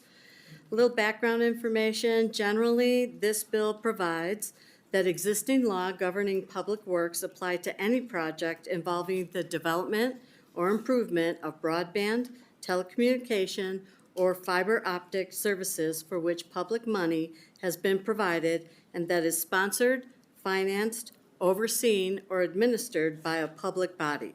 At this point, I would like to turn it over to Andy Donahue to introduce himself and to discuss the impetus for the bill and its specific provisions. Thank you, Assembly Member, Chair Flores, and Donahue. For the record, I'd like to begin by acknowledging just how much this bill has changed from its original version.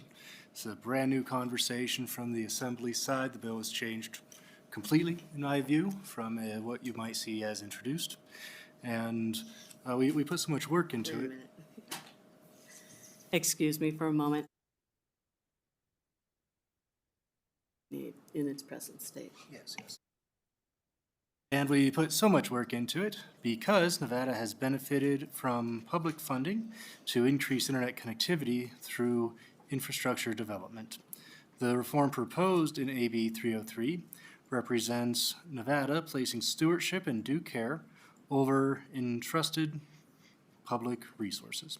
This bill only concerns reporting standards and does not consider any other provisions of public works law. AB 303 allows the Infrastructure Bank to receive reporting on broadband projects. A copy of certified payroll is required to be sent to the public body awarding the contract at least 15 days after the end of the month. This bill requires the same report to also be received by the Infrastructure Bank because broadband projects contemplated in this bill span almost every locality. Having these records in an additional central location will provide a complete record of these important data without burdening local governments and awarding bodies. Procedurally, the Infrastructure Bank directors will receive these reports, and they will be public exhibits attached at the following meeting. This avails the Infrastructure Bank of timely public works data and creates a statewide destination to see how broadband funding is benefiting Nevadans. The committee is by now aware of a pending matter, Report Av Lovelock, in which an appropriation was made. However, up to this point, the resources cannot be accounted for or located.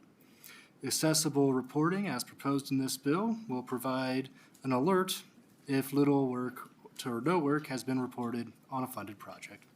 To conclude, AB 303 is intended to only improve transparency and reporting practices that are standard in Public Works Administration and only concerns reporting that is done after the work is done by entities that already produce these reports and therefore do not stand to impact any project administration or process in place for continued broadband expansion.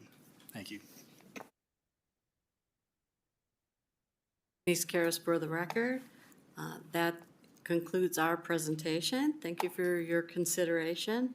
We urge your support, and we're happy to answer any questions. Thank you both for the presentation. We'll open it up for questions. Members? Senator Rogich, please. Thank you, Chair. Thank you for bringing the bill. I'm curious as to what would happen if the contractor or the subcontractor fails to comply with the dual filing requirement.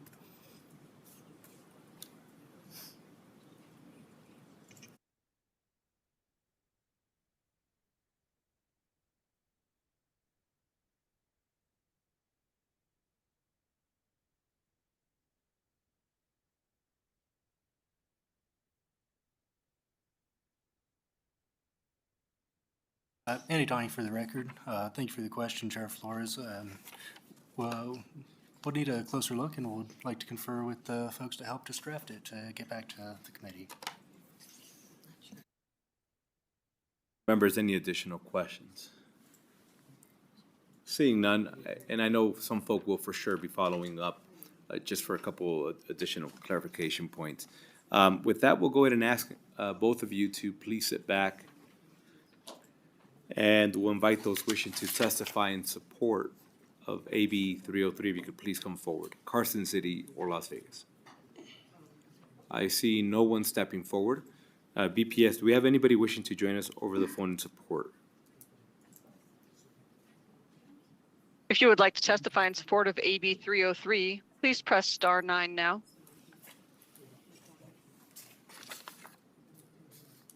Chair, you have no callers in support at this time. At this time, I invite those wishing to testify in opposition to Assembly Bill 303, if you could please come forward, Carson City or Las Vegas. Seeing no one coming forward either in Las Vegas or Carson City, do we have anybody on the phone wishing to testify in opposition to Assembly Bill 303? If you would like to testify in opposition of AB 303, please press star 9 now. Chair, you have no callers in opposition at this time. Thank you. And next, we'll go to those wishing to testify in the neutral position to Assembly Bill 303. We have none in Las Vegas, but we do have somebody here in Carson City. Welcome. Good afternoon. Good evening, and thank you, Chair. For the record, Trevor Parrish with the Vegas Chamber. The Chamber would like to thank the Assembly member for working with us and the business community on amending this bill. Through the adoption of the amendment, we have removed our opposition, and we are now neutral on this. Thank you so much. And thank you. Anybody else wishing to come in the neutral position? Seeing none, BPS, do we have anybody wishing to testify in the neutral position for Assembly Bill 303? If you would like to testify neutral on AB 303, please press star 9 now. Chair, you have no callers neutral at this time. And I'll invite our sponsor for any closing remarks. Good idea. Don't open up a can of worms when you don't have to. With that, thank you again for the presentation to both of you. We'll go ahead and close out the hearing on Assembly Bill 303. And next, we'll open up our hearing on Assembly Bill 189. And I do see our Assembly member back there. Good afternoon, welcome. Whenever you're ready.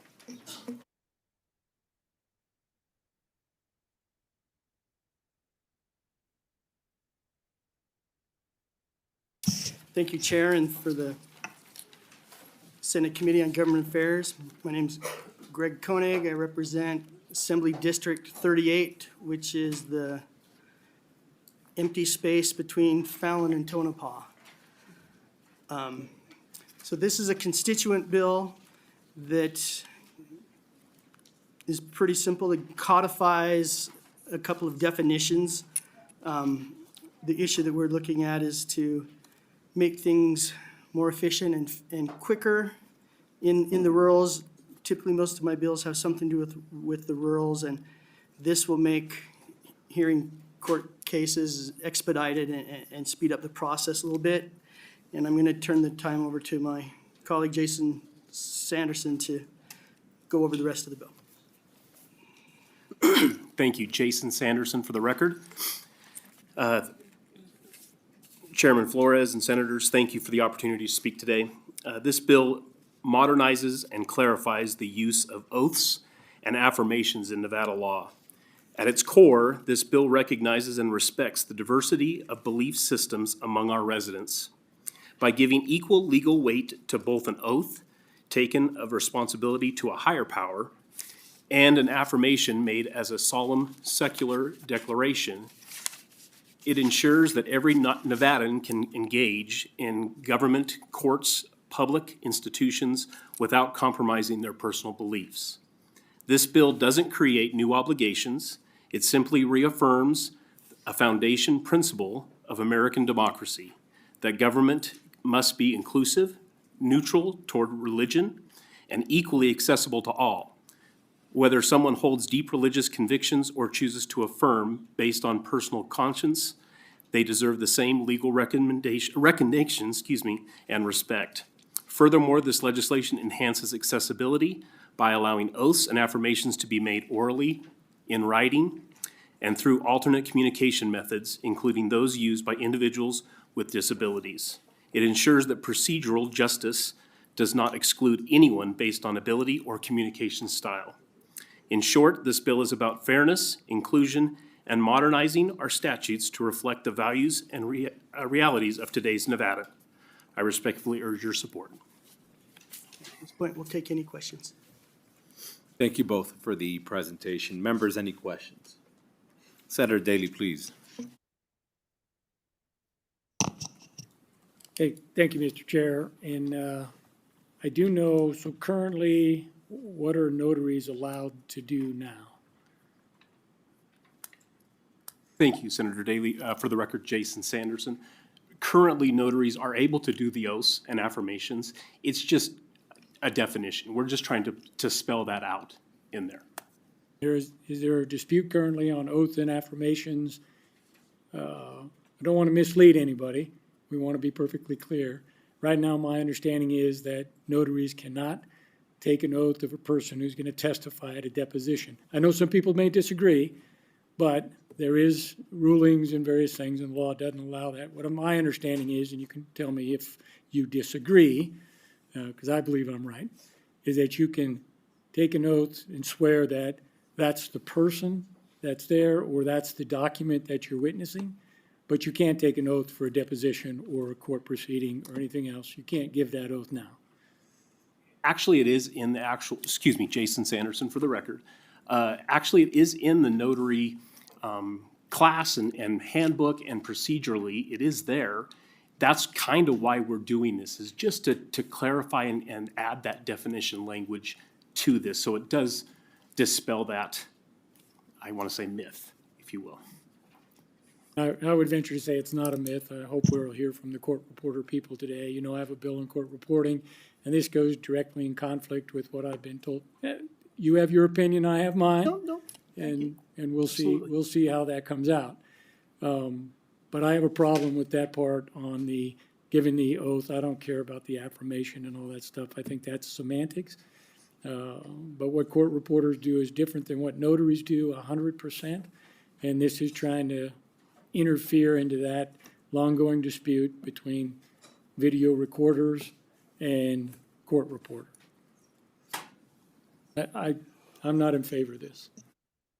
Greg Koenig, for the record, this is dealing with notaries versus court reporters, not video recorders versus court reporters.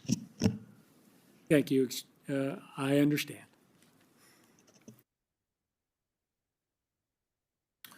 Senator Krasner, please. Thank you, Chair. Thank you for your presentation.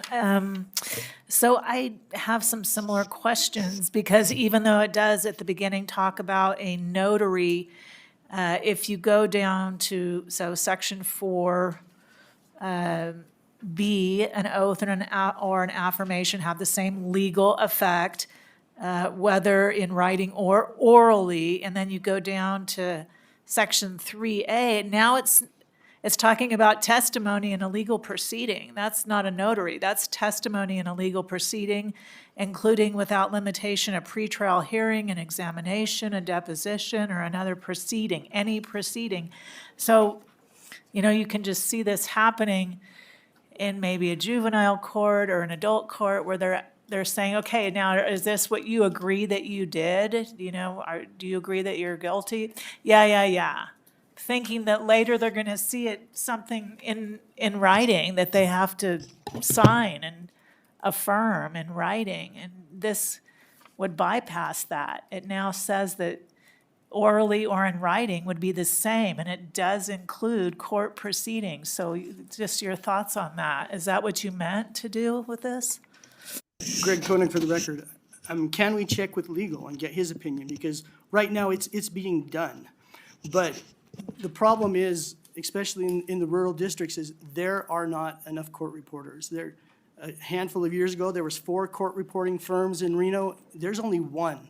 So if it takes a court reporter to have to go out to Elko or White Pine or any of these ultra-rural areas, they're waiting over 6 months for this justice to happen when the court is ready to hear it, but they can't get a court reporter out there to take the oath. And so it's already, I don't know if we can get legal to get an opinion on this, but at this point, it's already being done, and I think it's legal. This is just putting it into statute, what's already happening, to clarify it, and so we don't have this cloud hanging over this, what's going on. Senator Daley, please. Yeah, thank you, Madam, or Mr. Chair, sorry. So what is going on that they're waiting for a court reporter now? So if they need a court reporters are licensed individuals in this state that are able to do certain things, including giving the oath. So what is that if they can't get a court reporter that's happening that this is going to fix? And let me answer. It's a rhetorical question. I already know the answer. Is there are people that are on the edge of presenting themselves as court reporters, that are video recorders doing various things. In my view, I've said this before, are engaging in illegal court reporting activity. And then we're starting this whole, the rurals, this and that, and the other thing. All of this stuff is happening now. There's another bill that's going to address this issue. This, to me, is just an end around on the court reporter issue that will interfere with that. And if we're successful on other measures, none of this will be needed. And if this is in there, it will just continue the unfair, and what my opinion is, unauthorized, illegal, unlicensed court reporting work being done by people that are not court reporters.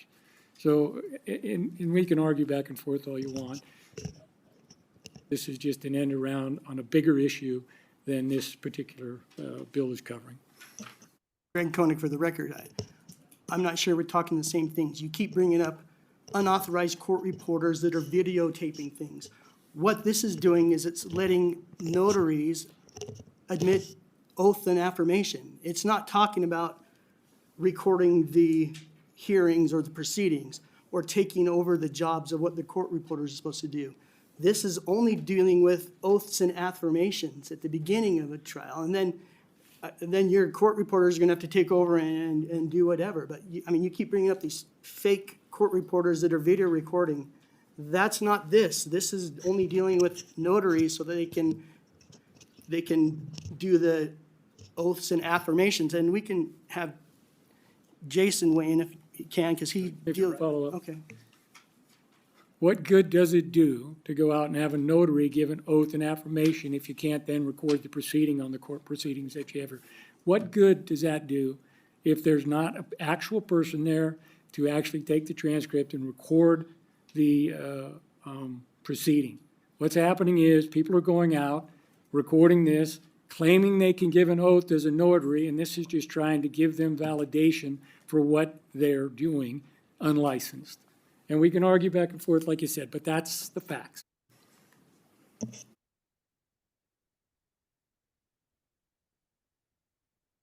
So there are, excuse me, Jason Sanderson for the record, there are a lot of other things that this notarial act takes place, not just in depositions. And so the court can allow anybody to, their court clerk is able to administer the oath or affirmation in a court proceeding. There are other avenues, swearing in I believe all of you were sworn in as elected officials. That is a particular spot where a notary, you have to have your notary and able to be able to administer the oath or affirmation.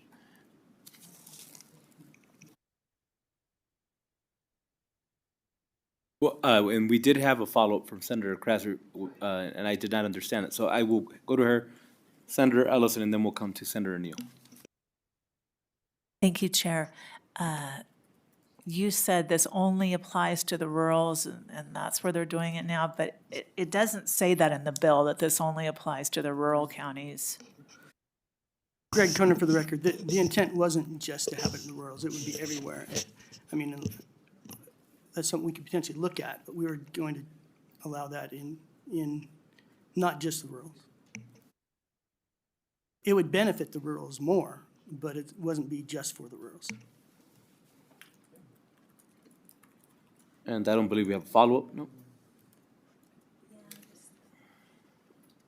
So I just wanted to clarify for the record then that it's not your intent that this would apply in any court proceeding where somebody is asked a question and they say, yeah, I agree to that, or you understand you're applying, you're saying that you're guilty, yeah, thinking that later they're gonna get some piece of paper where they get to read it and see what they're guilty of and comprehend it and then sign it. That is not your intent with this bill.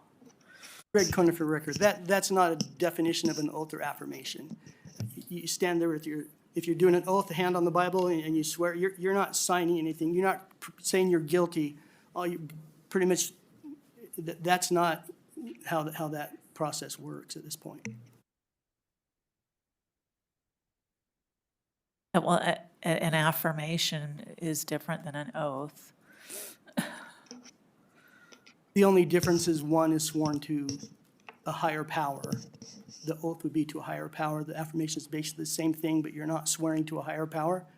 So in case you don't believe in the higher power or you have a different belief, then you're not forced to be making an oath to something that you don't believe in. Okay, and so that's your intent, so sort of like the oath of office, I see that. However, in an open court proceeding, to affirm something is merely say, yes, that's an affirmation. That would be, please affirm this. Yes, that would be affirming a question in a courtroom.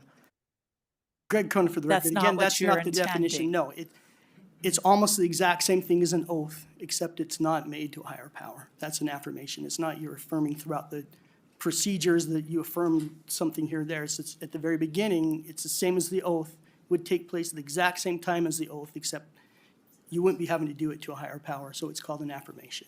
Okay, and so that's what you're intending with this bill. Okay, great, thank you. Senator Ellison. Thank you, Mr. Chair. And I spent a lot of times with some district attorneys and judges and justice court judges and all the way up to district court judges. I talked to quite a few of these, plus lawyers. And they walked me through this whole thing. There's a difference between the two. And if you look at this bill gives them no other authority other than take the oath, period. Then the other thing is when they go to, if they're gonna do a court and they've gotta use a recorder, he said, what's the difference of somebody filming it? And they said, well, you can't really see if that's the person or their face or what. No, that's not true. There's more accuracy sometimes with the video than it is by somebody taking and make a mistake on the recorder. So it's a double-edged sword, but I still believe that the videos is going to be the future. It's what I believe, but that's not what this bill's about.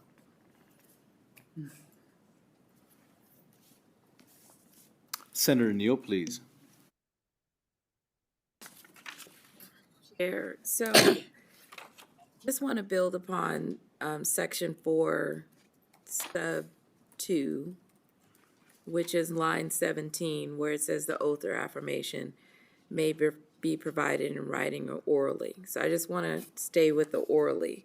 So how does the notarial record, how will it work for the oral oath? So under NRS 240.0055, what do you now want the notary to do when it's an oral affirmation and oath? How do they do the notarial record?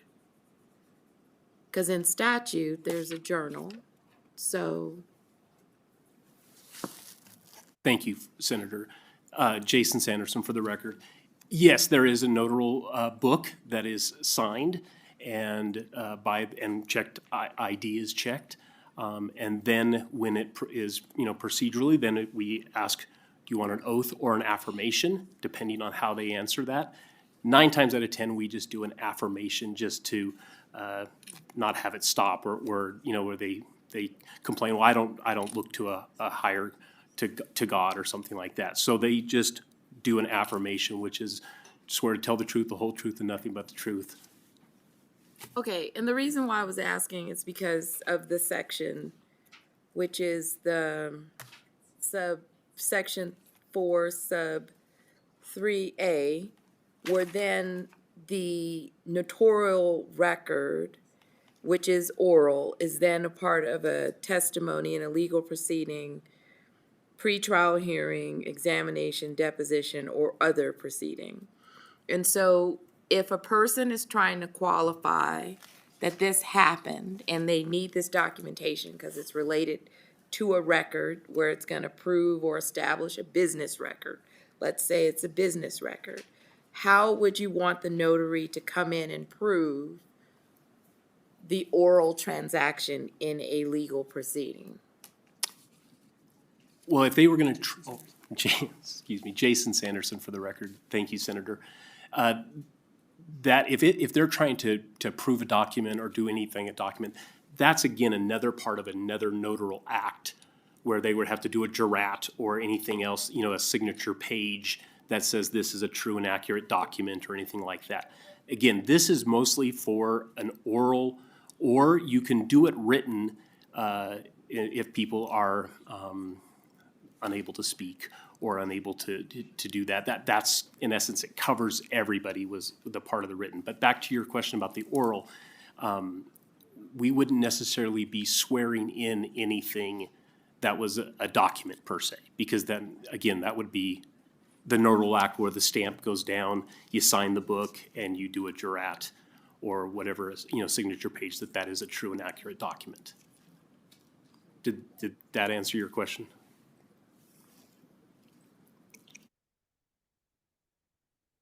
Senator Ellison.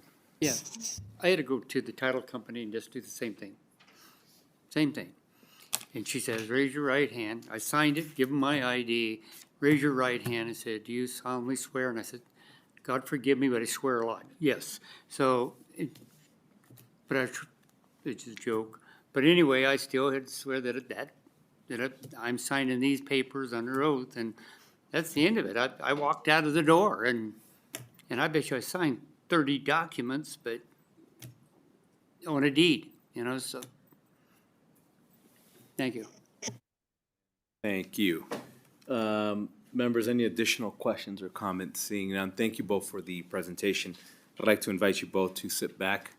And at this time, I'd like to invite those wishing to testify in support of Assembly Bill 189. If you could please come forward, Carson City or Las Vegas. I see no one approaching. BPS, do we have anybody wishing to join us over the phone in support of Assembly Bill 189? If you would like to testify in support of Assembly Bill 189, please press star 9 now.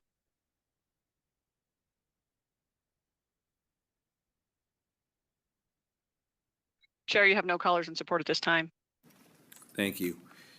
Is there anybody wishing to come forward in opposition to Assembly Bill 189, either in Carson City or Las Vegas? Seeing none, BPS, have we now had somebody join us in opposition to Assembly Bill 189? If you would like to testify in opposition of Assembly Bill 189, please press star 9 now.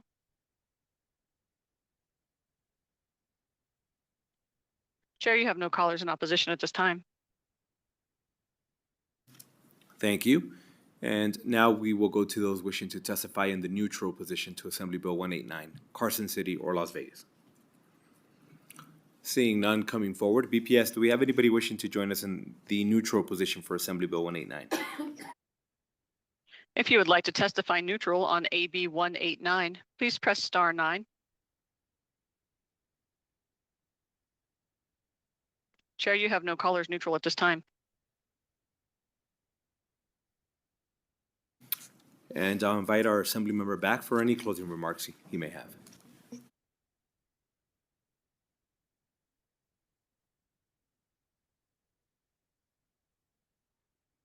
Thank you, Chair. Greg Koenig for the record. I just want to emphasize that we're not expanding the powers of the notary at this point. They're already doing this. It happens all the time. What we're doing is we're just codifying it to try to provide some clarity. So when someone questions what they're doing is legal or not, we have codified it. But it's not anything new. It's just codifying what's already happening. Thank you. And thank you both for the presentation. With that, we'll go ahead and close out the hearing on Assembly Bill 189. And next, we will open up the hearing on Assembly Bill 28.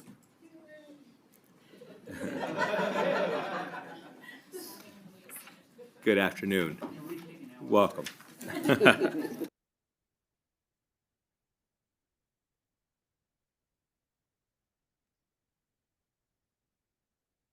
Good evening, Chair Flores, Vice Chair Orenshell, members of the committee. My name is MJ Maynard Carey. I'm CEO of the RTC. That's MJ MAYNARD CAREY. And with me is Angela Castro. To my left, she's our Deputy CEO of the RTC, and Kelsey Hardy, who is our external counsel.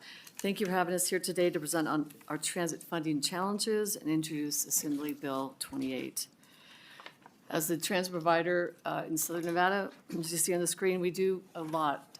We operate 39 transit routes for our fixed route service, using over 400 buses that services about 3,700 stops, of which about 1,800 are shelters. In fiscal '24, we provided about 52 million trips on our transit system. Of those 52 million trips, 80% of those trips are folks going to work or looking for work. We launched RTC On Demand in the southwest area of town. It was the transit desert for many years. It is an RTC service similar to Uber and Lyft. We'll come to your door, pick you up, and take you to a virtual bus stop or connect you to our transit service. And last year, we provided about 115,000 trips on that service.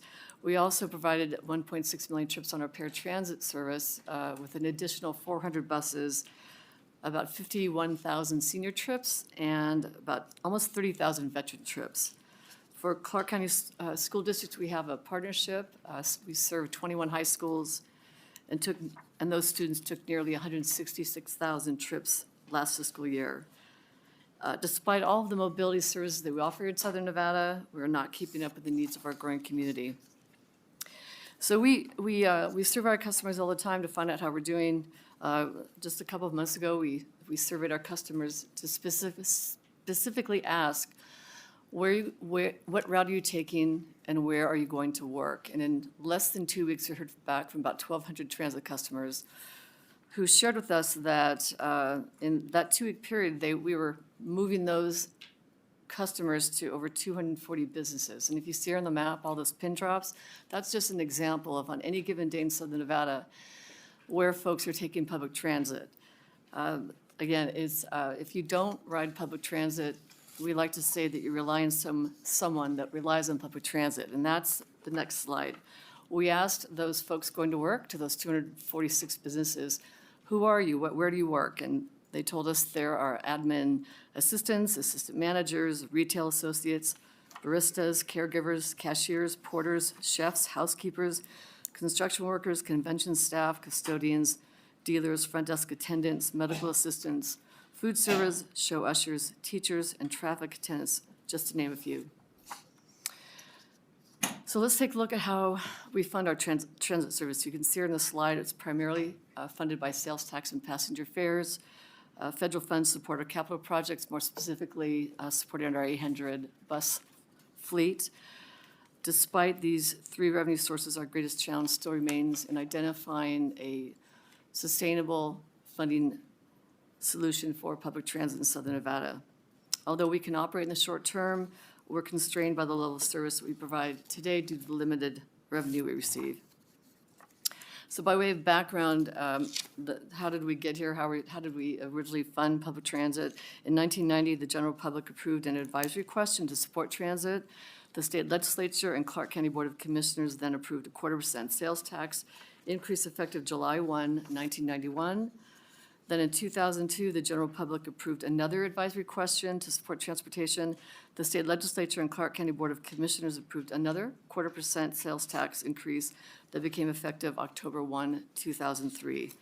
For this initiative, half of this 0.25% of sales tax is used for public transit. The other half is used for streets and highways, our traffic management division, and the improvement of air quality.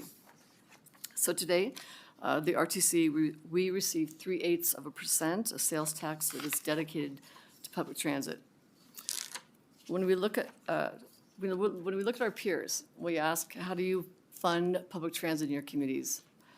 We know that again, we're very efficient, but that also means we don't invest a lot. So if you compare again between Orlando, Salt Lake City, Los Angeles, Austin, Denver, Miami, and Portland, we invest about $120 per capita, which is significantly less in comparison to other communities where they invest anywhere from $91 to $351 more per capita.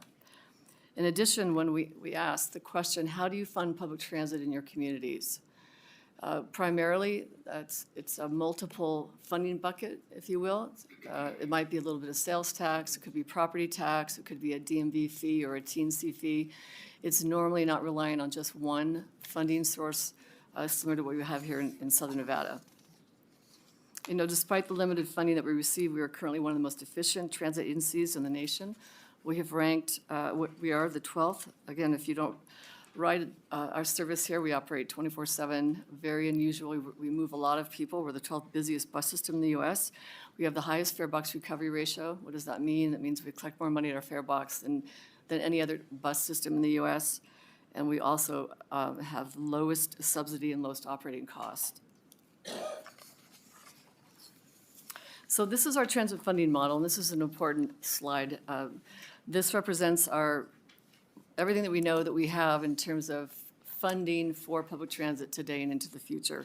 The bars on the right, the orange, those are expenditures in our transit fund. Revenues to the left. If you see here in fiscal 25, 26 and 27, expenditures exceed revenues in those 3 years.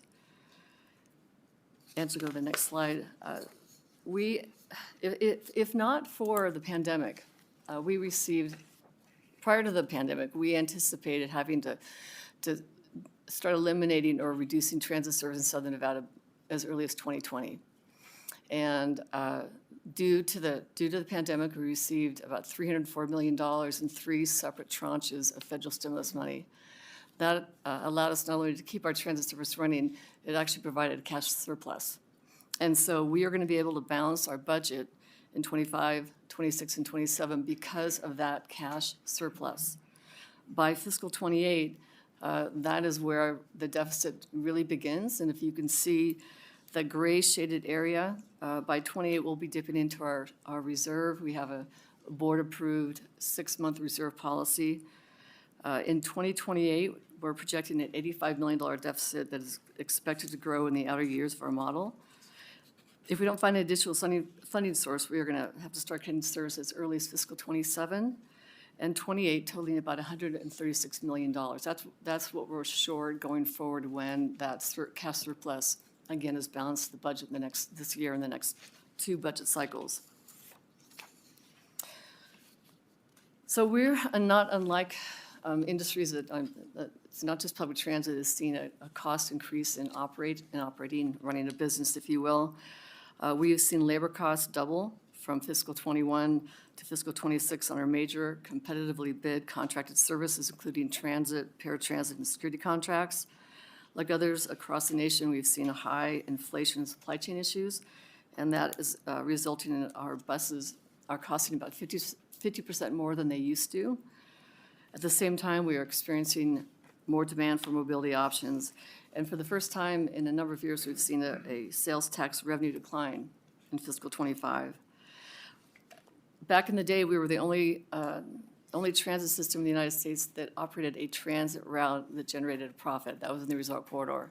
And so prior to Uber and Lyft, we relied on that profit, if you will, to help support service to the general market.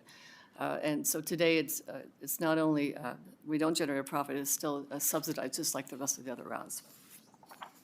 And as we did in the Great Recession and during the pandemic, the last thing we want to do is cut public transit. And so we have to, of course, we've got to be good business people, good stewards of taxpayer dollars, and that means starting internally first. And so we will defer capital projects, we will cut our contracted services, we'll implement a hiring freeze again, we will increase passenger fares potentially, again, because the last thing we want to do is cut or even diminish any of the transit service that we've got today.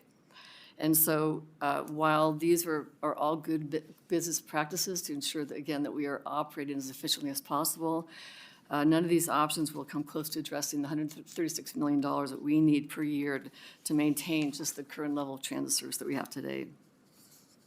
Therefore, if we can't identify a sustainable funding source, we'll have to start, again, cutting service as early as 2027. And let me show you what that looks like.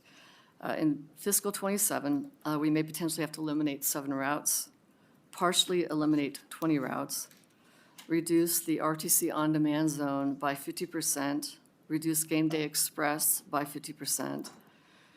And those cuts will also reduce paratransit service, impacting close to 2,000 paratransit customers who will not have service. And next slide. We will now have to eliminate in fiscal 28, again, if we're not able to identify a funding source, we'll have to eliminate over half of all of our routes, so about 20 routes, reduce the on-demand service area by over 63%, eliminate 2/3 of Game Day Express routes to just 2 locations, to T-Mobile Arena and Legion Stadium, and reduce our paratransit service area by about 53%, so about 8,500 paratransit customers will be impacted. With all these reductions of many key locations, including some providing essential services, you can see here on the slide, we'll lose transit access, including 7 major hospitals, the VA Hospital Medical Center, Nevada State University, College of Southern Nevada, Henderson and Rosemont University, more than a dozen CCSD high schools, several dozen grocery stores, several community and senior centers, various senior and/or low-income housing complexes, just to name a few. So I'm going to turn over to Kelsey Hardy, again, our external counsel, who's going to introduce the technical elements of Assembly Bill 28. Good evening, Chair and members of the committee. My name is Kelsey Hardy for the record. That's CELSSIEHARDY. These cuts, as highlighted by Ms. Maynard Carey, would enormously impact our residents, visitors, and the local economy. Few people would go unaffected. For these reasons, we believe it is important for the public to weigh in on the future of transit funding. Our top priority for transit funding this session is Assembly Bill 28, which makes one change to NRS 277A.470. I will do a comprehensive but brief overview of the one section of the bill, which extends from December 31st, 2024 to December 31st, 2028, the RTC's authority to recommend a sales tax ballot question to fund transportation projects to the Clark County Board of Commissioners. And that concludes our presentation. We're ready for questions. And thank you for the presentation. We'll start off with Senator Daly, please. Thank you, Mr. Chair, and I wish you guys well. I've heard presentations in the interim from both RTCs, and you guys, we're trying in the north, but you guys do a lot better, a lot bigger. We hope to grow up and be like you guys someday. Just a technical question, history question, I guess. Apparently, this was first allowed in 2020, and then there was a subsequent bill that extended it to 2024, and now we're going to 20. So have you made a recommendation to the county commission in the past? They just didn't put it on the ballot, or there's been no other ballot measure on this, is from what I understand, and we just need to give you more time if that's going to be the case. I just didn't know the history. Thank you for the question. MJ Maynard Carey for the record. Really, it was a decision made first and foremost by our board not to go out for ballot question in 2020, not only because of the pandemic and then, of course, the cash surplus, but you are correct in that we went back in 2019 to get authorization to go out through 2024, past 2020. And so based on your presentation, I'm anticipating that you guys are going to make a recommendation to the county commission and ask for a ballot question at some point based on the numbers you were talking. Excellent. Thank you. That was it. Senator Ellison, please. Thank you. You guys did a good job on the presentation this morning. I enjoyed it. Got a little confused, but I liked it. But the question I got is also, do they still give out passes? You know, like, say you're riding the bus and it's a residential neighborhood, you can buy a pass, or say you go to a casino, they can give you a pass or whatever. Do you guys still use that kind of stuff at all? MJ Maynard Carey for the record. Yes, we actually, we try to make it not hard to take people's money. So bus passes, you can buy a pass on our transit app. You can use your watch, your phone, your Android phone. You can buy a pass, a single pass, or up to a monthly pass. So we try to ensure that we're meeting the needs of the community in that regard. Does that bring in a lot of money, or? That was one of the questions I had this morning. I forgot about it, and I knew I'd meet up with you here today. MJ Maynard Carey for the record. Currently, passenger fares account for about not quite 14% of the revenue that we receive. You'll find in every transit system across the United States, passenger fares represent a smaller portion. Transportation is a highly subsidized industry. We don't have that commuter clientele that gets on a heavy train and commutes into work every single day, and those systems usually collect a little bit more money at the fare box than we do. And then you do that when you meet with the county commissioners and bring you the new program you're gonna do. When you talk to the county commissioners, do they ever ask you, are you gonna raise these up or leave them the way they are? How's that discussion go? MJ Maynard Carey for the record. That's correct. So our RTC board represents elected officials from all the jurisdictions, and they certainly all have, direction for us as it relates to serving our community and how we operate and fund public transit, including fares. Chairman. Senator Neal, please. I didn't have a question, but then until I looked at 277A.470, which picks up NRS 374, you're picking up marketplace facilitators, online sales, well, it says any retailer, and Clark County currently still, I believe they get online sales that come through the county from a retailer. It's my understanding that you will, but I want to know how much would you pick up from them, because it's an additional rate, but it would be on top of all of the sales tax rates imposed in the county. And so if the county is getting a portion of the marketplace facilitator, you're not just getting any brick and mortar retailer in the county, you're getting an online retailer as well. So have you calculated how much that is? Because I really want to know. MJ Maynard Carey, for the record. It's a great question, and I wish I could answer that for you. I'll have to get back to you on that. Yeah, I didn't think about it when you met with me. I just was like, wait a minute, 374? So, okay, I'm super curious, because it's probably going to be more than, I just want to know what that chunk is. Members, Vice Chair, please. Thank you, Chair, and I appreciate everything RTC does. You know, I'm a native Las Vegan and growing up in the 70s and 80s. We had Las Vegas Transit, which, it left a lot to be desired in terms of getting to residential neighborhoods. I think was very focused on the Las Vegas Strip. And then when Mayor Jones, tried to change things around, and we had the cat bus, and it certainly improved like night and day compared to the public transportation we had when I was a kid growing up in Vegas. So I applaud you for everything you do. And my dad, he'd gotten rid of his car back in the 80s, and he was an RTC rider up until when he passed away. So appreciate everything you do for the riders and the community. I guess my question is, do you, assuming this passes, do you see this keeping up with the growth of our city and urban Southern Nevada in terms of being able to get routes out to where the new developments are and where people are living? I mean, do you think that this is going to be able to keep pace with our growing urban Southern Nevada? Again, another great question. MJ Maynard Carey, for the record. That's the goal. I mean, if we have an opportunity to get out and talk to our constituents, which we do and will continue to do, it will be, the goal is to not only maintain the current level of transit service we have today, but to improve it. When you talk about the heat impacts, imagine if you don't have a car, you have less options. We can have as many shade structures, bus shelters out, but frequent service is really what will help. And so that is our goal: frequent service, more service, not just the service that we are providing today. Thank you. May I have a follow-up, Chair? Please.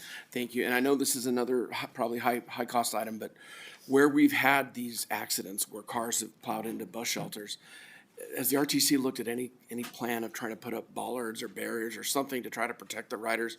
Just because it seems like we've seen a lot in very similar places, and I wondered if there's anything, and I know that's a high cost, but I just wonder if there's any thoughts of trying to do something like that. Thanks, Vice Chair, for the question. MJ Maynard Carey, for the record. So we actually convened a study in 2019 that was supposed to begin in 2020, and then the pandemic happened, and we had to decide how to spend the limited funds we have. And so at that time, we put that study on pause. It's back. We've worked with the UNLV on that. We've actually done sort of a heat map on where all the crashes have occurred, and there's no rhyme or reason except for somebody traveling at a high rate of speed that is intoxicated or under the influence. But safety for our customers is first and foremost, and for the operators. And so that is something we're going to continue to look at, particularly with the available funding.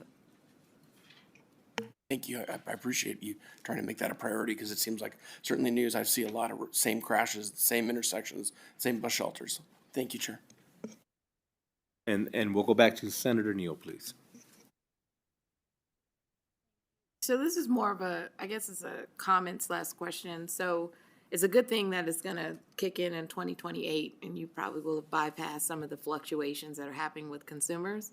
But when you think about your recommendations on how you're going to frame this, right, question, are you going to try to figure out how to, I guess, mitigate? It's just a futuristic saying, like what this 4 years is probably going to teach us around reduction in retail sales and consumer behavior, because there needs to be some buffering, right? So let's say we had part 3 of what we're experiencing right now. and federally. And then, you know, you wouldn't, there is some level of unpredictability, right, around retail and the ability to know what a consumer is going to do, and you're tying it to them, the retail sales, right? And so ultimately, I don't know how you're considering that, how you're considering that kind of consumer behavior and trying to buffer yourself with some inflationary measure. I don't know.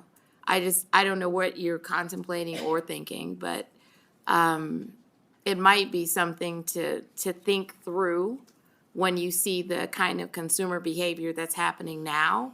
And if it was to repeat itself, right, into a part 3, what would that mean, right? Because folks are saving, not spending, and you're tying yourself to something where you may not get your expected benefit.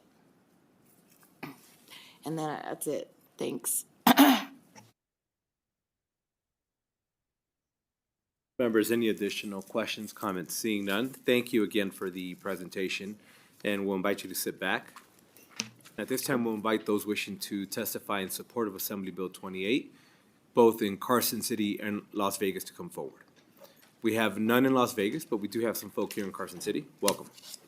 Good evening, Chair Flores. For the record, Danny Thompson, here today as the Vice Chairman of the Track Committee for the RTC. I've been on the committee since its inception in 2002. I've been the Vice Chairman since 2015.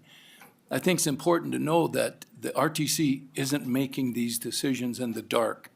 The Track Committee is impaneled and has been impaneled since that time, and it's comprised of representatives of business and labor and senior groups and environmental groups and private citizens. And so, you know, this is a very important bill to prevent a train wreck of epic proportions, because you all aren't going to be back here for 2 more years in another month.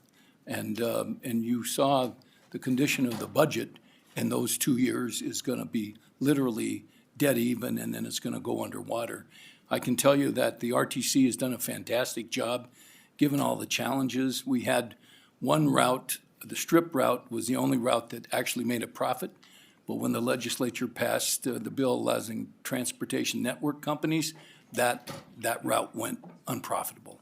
And many thousands, hundreds of thousands of Nevadans, Southern Nevadans, depend on that service to get to work and to get to the store. And so this is a very important bill. And just know this decision isn't being, and these recommendations to the county aren't being made in the dark. And so on behalf of the Track Committee, I urge you to vote. Thank you. Thank you for joining us. Thank you, Chair Flores. Andy Don here with the Labor Employers Cooperation and Education Trust in support of the bill as presented. Thank you. And thank you. Good afternoon. Good afternoon, Chair Flores and members of the Committee on Government Affairs. For the record, my name is Leonardo Benavides, here on behalf of the University of Nevada, Las Vegas, here in today in strong support for Assembly Bill 28. With over 31,000 students, UNLV stands as the institution with the largest number of full-time students in Nevada. This means that public transit is a lifeline for thousands of UNLV students. In fact, many students rely on RTC services to get to class, to work, and internships across the valley. We also have faculty that utilize transit to reach campus and other innovation hubs within the city. With those more than 30K students and staff commuting daily, finding a funding solution for public transit will not support just future opportunities, but I believe that affordable, reliable transportation can keep higher education accessible, one of the pillars for UNLV. We can see the effects this has on campus currently if you travel through Maryland these days, where the development of the rapid transit system will be an important development for the community around campus and transform the way we think about commuting. We and UNLV are appreciative of the partnership of RTC and are glad to be here. And thank you for joining us. Welcome. Good evening. Thank you, Mr. Chair. Michael Hillerby on behalf of the Regional Transportation Commission of Washoe County, here to support the efforts of our colleagues in Southern Nevada in securing more stable revenue sources for this important service. Thank you. Thank you, Afternoon, Chair, welcome. members for the committee, Kelly Crompton for the record, representing the city of Las Vegas. We are in support of this bill as we start to build transit-oriented development through our downtown urban core. We think these funds could be vital for some of those priorities. Thank you. And thank you. Welcome. Good evening, Honorable Chair and Committee. For the record, my name is Wendy Colborn, representing the Northern Nevada Building Trades Council, and we stand in solidarity with support of this bill. Thank you. Welcome. Good afternoon, Joanna Ontiveros with Karen, Nevada, on behalf of the Las Vegas Global Economic Alliance, here in support of AB 28. Thank you for joining us. Welcome. Hello, Chair and members of the committee. Katie Hale with the Griffin Company on behalf of the Desert Research Institute. The DRI's Nevada Heat Lab is working with partners across southern Nevada to respond to issues associated with extreme heat. More than 500 people succumbed to extreme heat last summer. That makes extreme heat a greater threat to life than automobile accidents in Clark County. Readily accessible transit service is a lifeline for those who are looking for relief from extreme heat in local cooling centers, and that access is important for those who are unhoused and for those who have a place to live but cannot afford to cool those homes at a safe level. Transit access may make or break the decision for a person to leave a home that isn't cooled to access a cooling center. DRI supports allowing for the RTC of Southern Nevada to ask voters to retain funding for continued operation of Southern Nevada's transit lines. Thank you. Thank you for joining us. Welcome. Good evening, Chair and Committee. My name is Jeffrey Roulard, and I'm an intern with Rowe Law Group here on behalf of Nevada State University, and we are in support of this bill and would like to thank the sponsors. Thank you. And thank you. Good afternoon. Welcome. Good afternoon, Chair and members of the committee. My name is Minjia Yan, Minjiayan, and I'm a member of RTC Track Committee. I'm here to support AB 28, and because I'm seeing this bill is not just about transportation, it is actually a critical step towards addressing Southern Nevada's affordable housing crisis, promoting low-cost public transit options that connect people to jobs, education, healthcare, and opportunity. Housing and transit are two sides of the same coin. Our affordable housing crisis is inseparable from our transportation challenges. By funding reliable, expanded transit, this bill enables equitable transit-oriented development, reduces sprawl, lowers housing costs by cutting residents' transportation expenses, and creates walkable neighborhoods. Every dollar invested in public transit emphasizes housing affordability. For low and middle-income families, transportation is the second largest household expense after rent. Where you live determines how easy or difficult it is to get to important places like your job, your children's school, hospital, or the grocery store, which in turn determines how much money you must spend on transportation.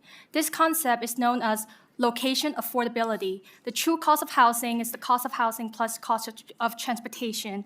For households in car-dependent neighborhoods, transportation costs can compress as much as 25% of income, compared to just 9% for households in more walkable transit-rich neighborhoods.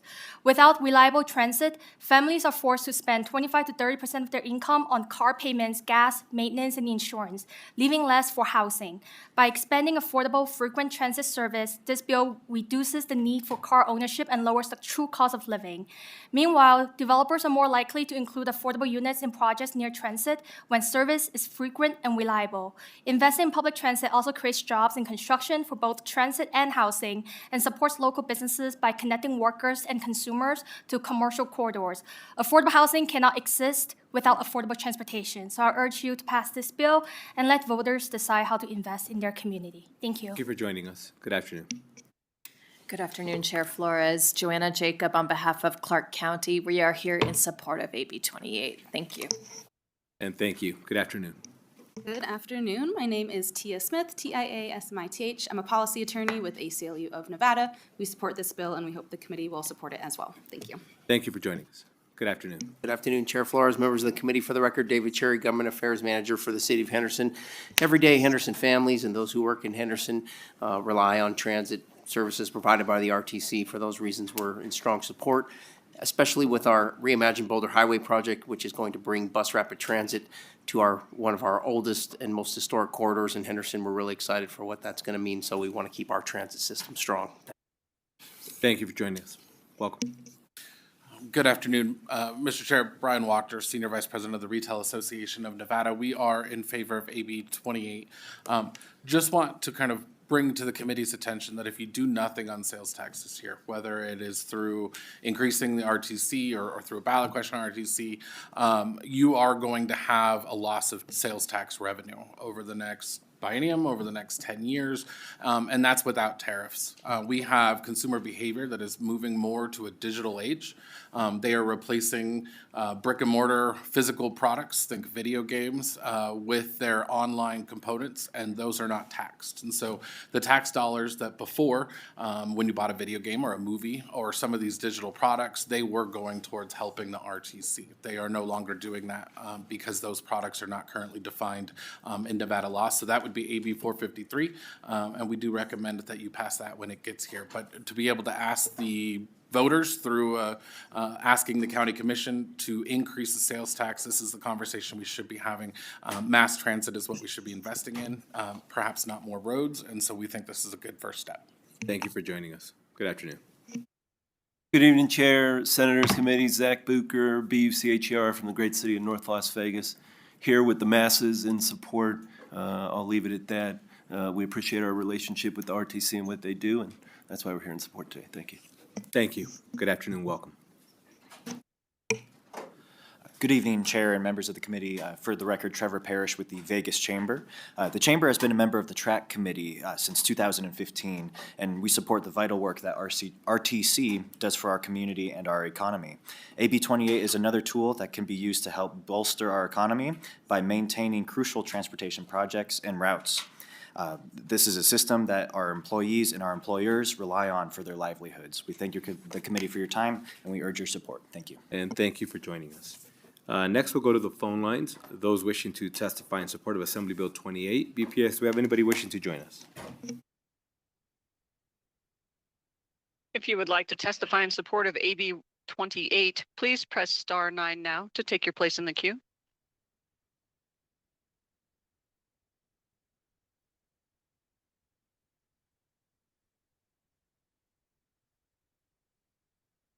Caller with the last 3 digits of 490, please continue. Door doesn't open that way. Good evening, everyone. Cyrus Hojadi. I am the local team leader of Strong Towns Las Vegas.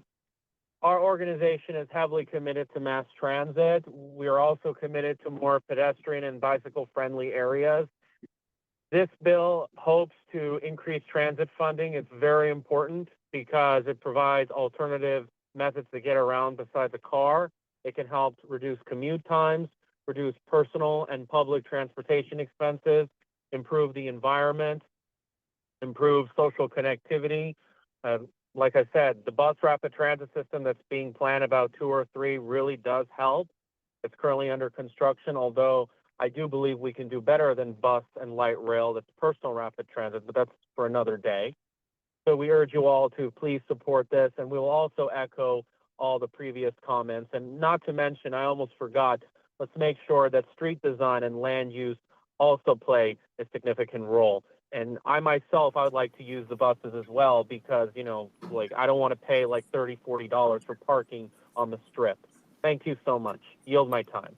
And thank you for joining us. Next caller in support.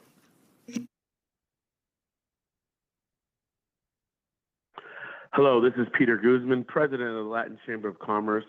Today calling as a member of that TRAC that has been spoken about. But not only a member of TRAC, I have traveled with the RTC to Salt Lake City, to Denver. I have seen transportation in its best and in its worst. It is something that we rely heavily on, more than we could ever imagine. So we are in full support of this bill. Thank you. Thank you for joining us. Next caller in support.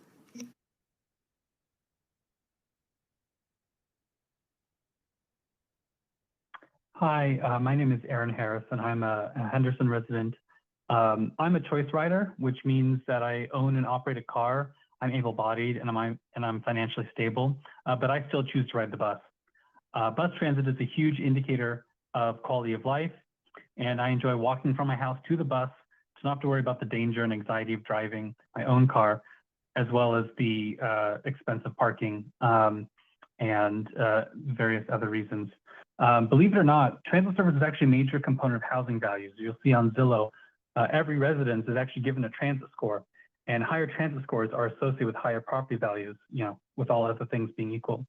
Without more durable funding and the proposed cuts that were shown in the presentation, I will be personally completely cut off from the transit system and the value of my home would suffer as a result. Keep in mind, even if you never set foot on a bus, you are personally benefiting from a strong transit system. While it may seem that there are cars everywhere throughout Nevada, it turns out that less than 30% of Clark County residents actually get behind the wheel of a car every single day. 80,000 daily riders riding the bus means that there are 80,000 fewer trips being taken in the car, which means less traffic and congestion for those that do need to drive. As a result, investing in transit often leads to higher economic returns and lower road maintenance costs. I can also tell you, as someone who has ridden the bus, there is very little room for any kind of fare increase. As mentioned, fares represent a very low part of the transit funding equation, and raising that would also cause more riders, or would cause fewer people to ride the system, and therefore, you would also see them looking at other alternatives, possibly including owning a car. For these reasons and many more, I urge you to support AB 28. Thank you. Thank you. Next caller in support.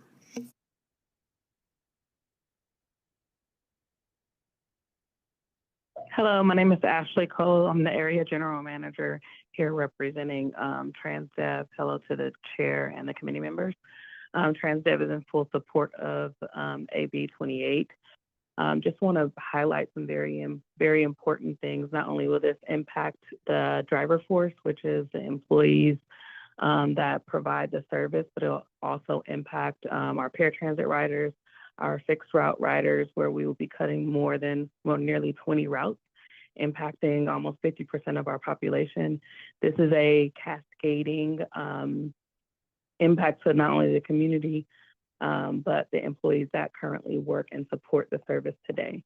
TransDev is in complete support and in partnership with ATU, who is the representatives of our employees. Thank you. And thank you for joining us. Next caller in support.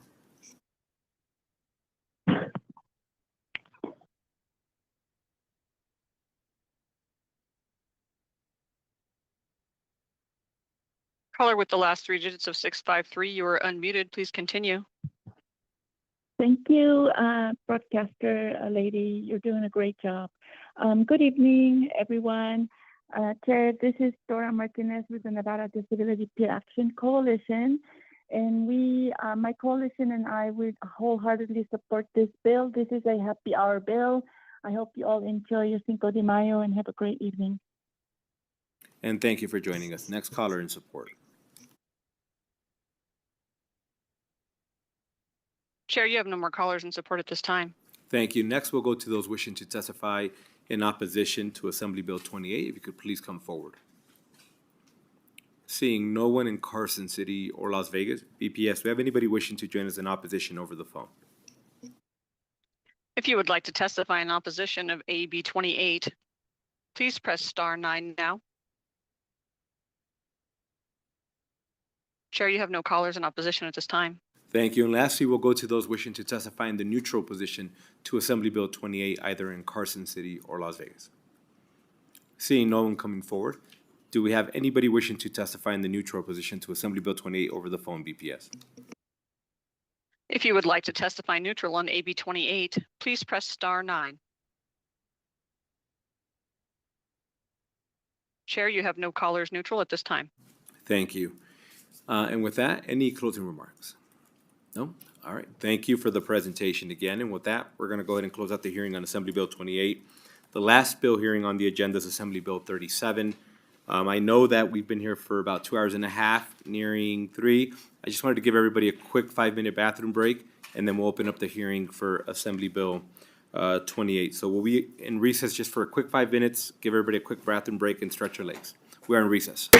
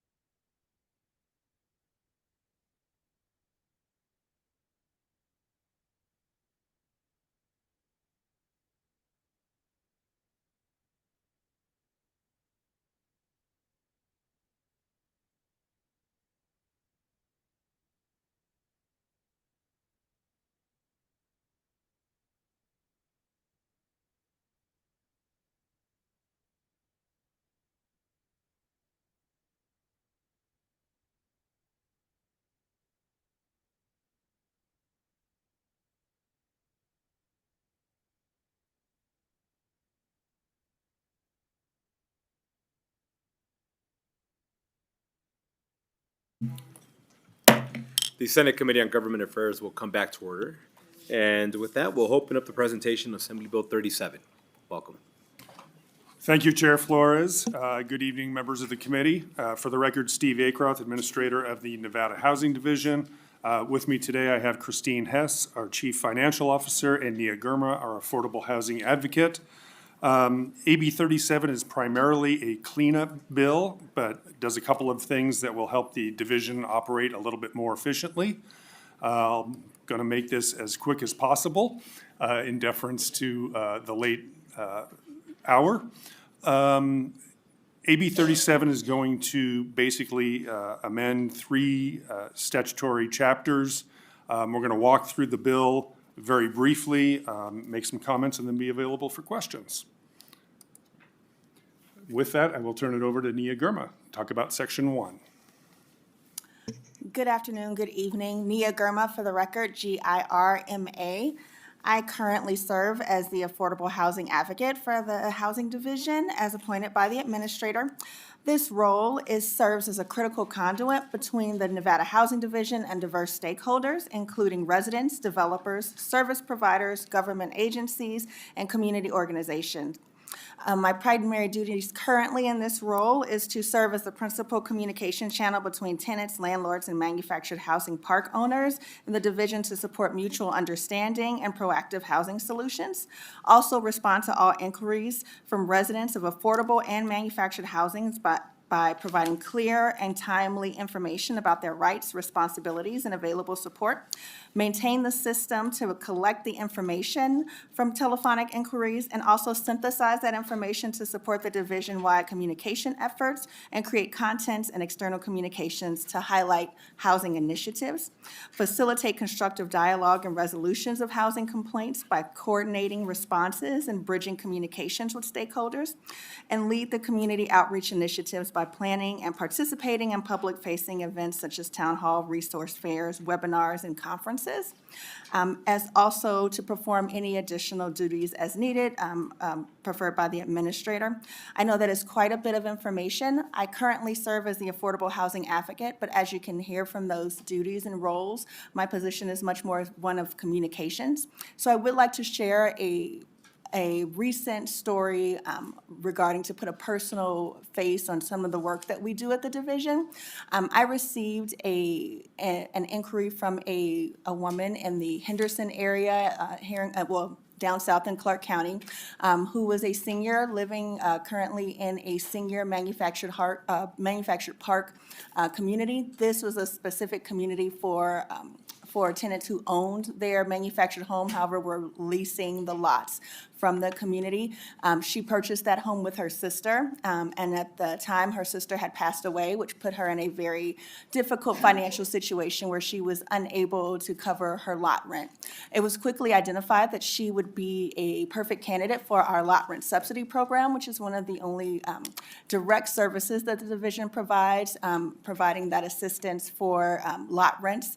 However, the issue that she faced, or the challenge that was uncovered, is that even though she purchased the home with her sister, she had never technically been on the lease as a tenant, and was then facing eviction from that park. Through communication with this woman who was incredibly grief-stricken, we were able to identify some resources through collaboration with other agencies such as the Department of Aging and Disability to be able to find a loop around for her to be able to apply as an actual tenant of the park and then receive some resources for assistance for those application fees. Once she became a tenant of the park, she was approved for lot rent subsidy, and essentially before that she faced being faced with the decision of having to sell her home and relocate if she wasn't able to stay there. So lots of things that we do at the division, but that's just to put a personal face on some of the work that we do in outreach. Thank you. And I will pass it back to Steve. Thank you, Steve Acroth, for the record. Christine Hess will now talk about the database modifications. Thank you so much. Good evening, Chair, members of the committee. Christine Hess from the Housing Division, for the record. one of my favorite parts of NRS for the Housing Division. I am a big fan of data. This section, or the sections I'm going to speak about right now, really are some cleanup language that you'll hear. So in Section 2, when you look at the changes that we are proposing, they really just formalize a report. So there are currently elements listed in statute that are not required to have a formal report. That said, the Housing Division economist has typically taken it upon themselves to produce a report called Taking Stock, and all of the reports that the division is either collecting or producing are available on our website. So the cleanup language just formalizes the report that will be due now annually on December 31st. So this will be the third report that the Housing Division will be providing on its website. Additionally, in the next section, Section 3, you'll see that we are revising the amount of funds that come from the account for affordable housing that are dedicated to the database. Statute currently has an amount that's $175,000 that was set in statute when this came about in 2006 with no CPI adjustment at all. So this adjustment here allows the division to utilize funds in the account for affordable housing with a maximum of up to 6% for the purposes of the database. This also supports the economist's position that is, again, producing the reports, doing research, working with partners to provide data to decision makers like yourselves, but certainly to division leadership as well, and our partners. In that same section, you'll see that, again, we're addressing components of the account for affordable housing. Again, this is really just cleanup language. The division has worked with the department, DWSS, the Department of Welfare and Social Services, part of DHHS, to remove the required distribution of funds to DHHS or DWSS, and instead we have provided the targeted language of the population for families with children in the NRS, and they're totally on board with that as well. It really reflects how the division's existing division's relationship with DWSS is. Finally, we are replacing the federal poverty level designation with 30% area median income. As you know, when the Housing Division comes before you all, we are using area median income and not federal poverty level. The federal poverty level is typically a designation that's utilized by our Health and Human Service partners. So again, just cleanup language. Next, if I may, I'll direct your attention to sections 4 through 9 and section 11. Here you'll see that we are talking about the tiers of affordable housing. And with the amendment that has been proposed and was passed Assembly side, we've aligned the language in Assembly Bill 37 with the governor's bill. Much of it, actually, we added an additional tier. So importantly, I think we did not eliminate any of the existing tiers. However, we added 2 new tiers to really address what we're seeing in the community for housing. We added Tier 1 affordable housing to address household incomes below 30% area median income.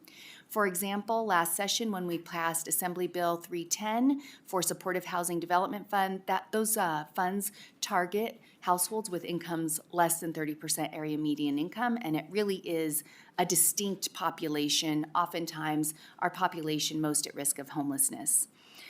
We kept Tier 2, 3, and 4, so again, 30 to 60% of area median income, 60 to 80% of area median income, 80 to 120% area median income, and again, aligning with the governor's bill, Assembly Bill 540, we added the 120 to 150% area median income, which is really an income level that would address for sale housing and home ownership. Thank you. Steve Akroth for the record. Thank you. Section 12 and 13 just had some conforming language. And then Section 14 just talks about the effective dates, with Section 10 having a different date for those reporting components. And so with that, that concludes our presentation, and we're happy to answer any questions. Thank you all three for the late hours of government affairs on Monday. Members will open it up for questions. We'll start off with our vice chair. Chair, thank you for the presentation and for being here at the late hour. One question I have on section 2, I'm looking at the top of page 6, line 2, changing affordable housing to attainable housing. I wonder if you could just explain the difference. Steve Acroft for the record. So the attainable housing basically is going to now encompass all 5 of those tiers. So from 0 to 150% AMI.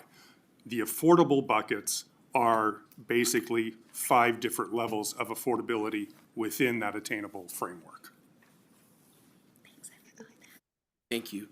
And then I was looking at the tier 5 definition on page 9, section 4.5. Tier 5 affordable housing means housing for a household which has a total monthly gross income equal to more than 120%, but not more than 150% of the median gross household income.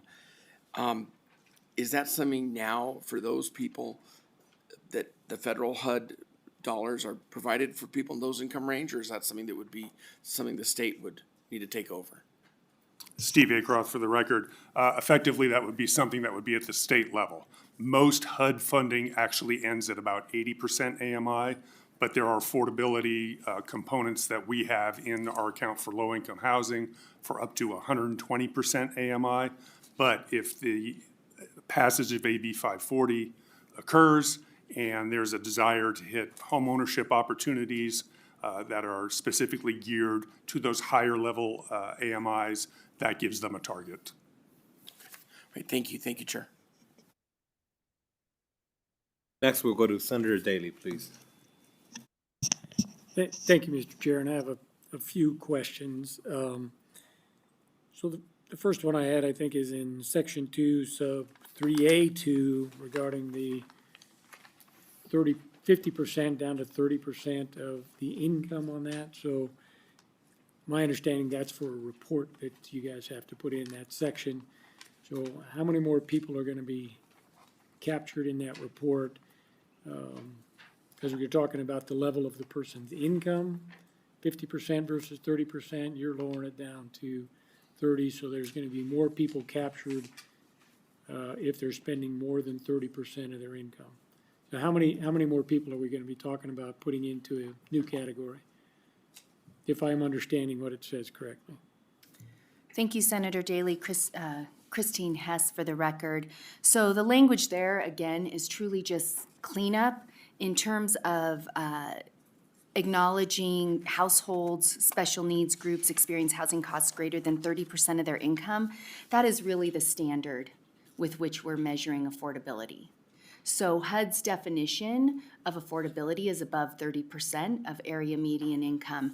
I couldn't tell you exactly the difference of that paying greater than 50% of their income, or the housing costs greater than 50% of their income, but 30% represents the full picture of affordability, so would also capture that. Understood. So why did we have 50% before if 30 was the standard? Because the way I'm reading that, unless I'm reading it incorrectly, if a person was paying 50% of his income, then he was in one bucket, and now you're going to lower that. If he's paying more than 30%, more people are going to be captured or eligible for something, or they just end up in a report. But when you lower it from 50% of the person's income to 30%, what does that end up doing? And how does that benefit whoever, and why did we have 50? Steve Acroft for the record. It's basically the way the report was initially structured. So what we were looking at, and really it has to do with the housing burden, the amount of income that an individual has to pay. So 50% is extremely rent burdened individual. At 30%, if you're paying more than 30%, you are considered rent burdened. So we're just trying to capture the the spectrum that is truly rent-burdened population. As to why it said 50% in the first place, that I can't answer. We're just trying to clean it up. Understood, and I know you mentioned that other bill out there that maybe will be heard by somebody somewhere sometime. Of course, if the governor's listening, he's got to fix that prevailing wage thing, but nevertheless, we'll move on. So in section 3, sub 2B, if I wrote it down correctly, when you had a $175,000 limit that you could spend on administration, if I understood it correctly. And now you're gonna go 6%. Roughly, how much difference is that in dollars? Is it coming out to about the same amount? Is it gonna cost more to do this administration? Or you can spend up to that much more? What does the 6% represent as a number? Christine Hess for the record. Thank you again, Senator Jaley. Always great questions, even in the evening. Appreciate that so much.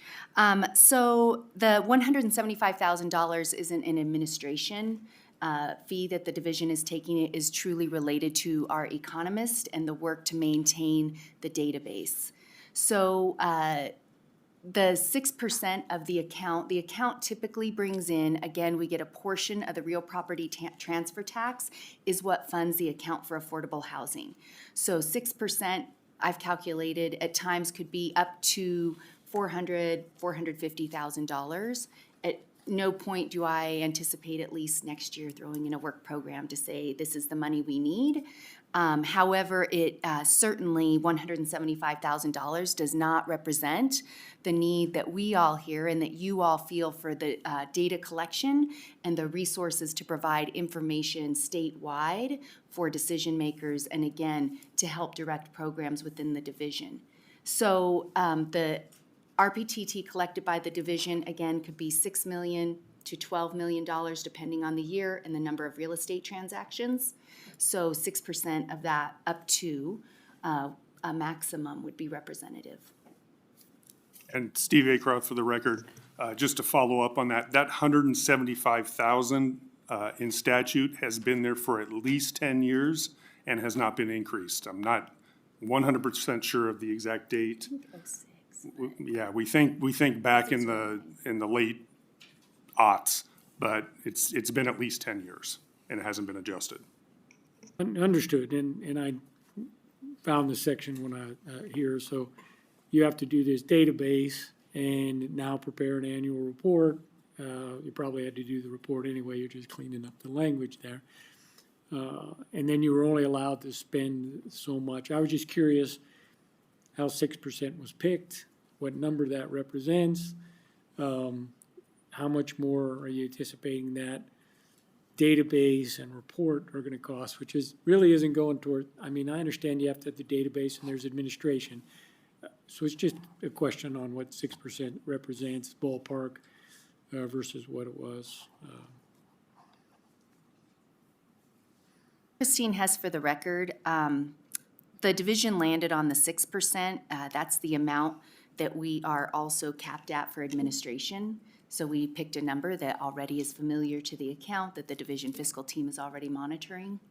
But in terms of future costs, what I can tell you, for example, the goal of the division is to provide more transparency in the data that you all receive. So things like a dashboard for you all and us and our partners to have access to in terms of the information to support the collection of the database and the analysis and providing publicly.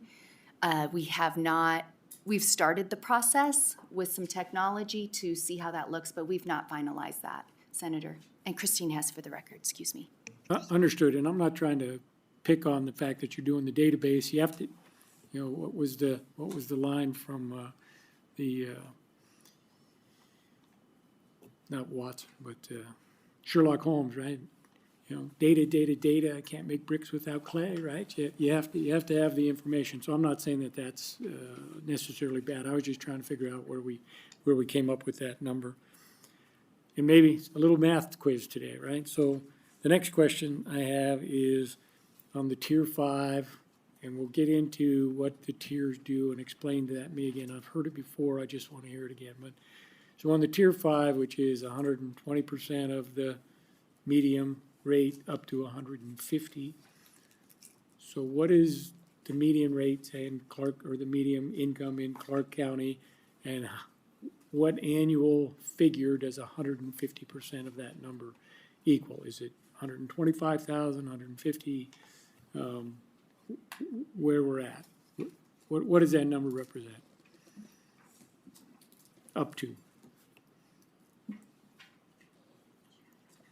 Steve Acroft for the record. We'll work on that. I can give you some ballparks. It's probably about 120 to 150,000 in Clark and Washoe. But we can get you, it's unfortunately in some other binders. But we'll follow up with you on that particular figure. Understood. I was just trying to get that figure, and I know, and I'd have to go back and find it in here, the tier 1, 2, 3, 4, and they escalate up.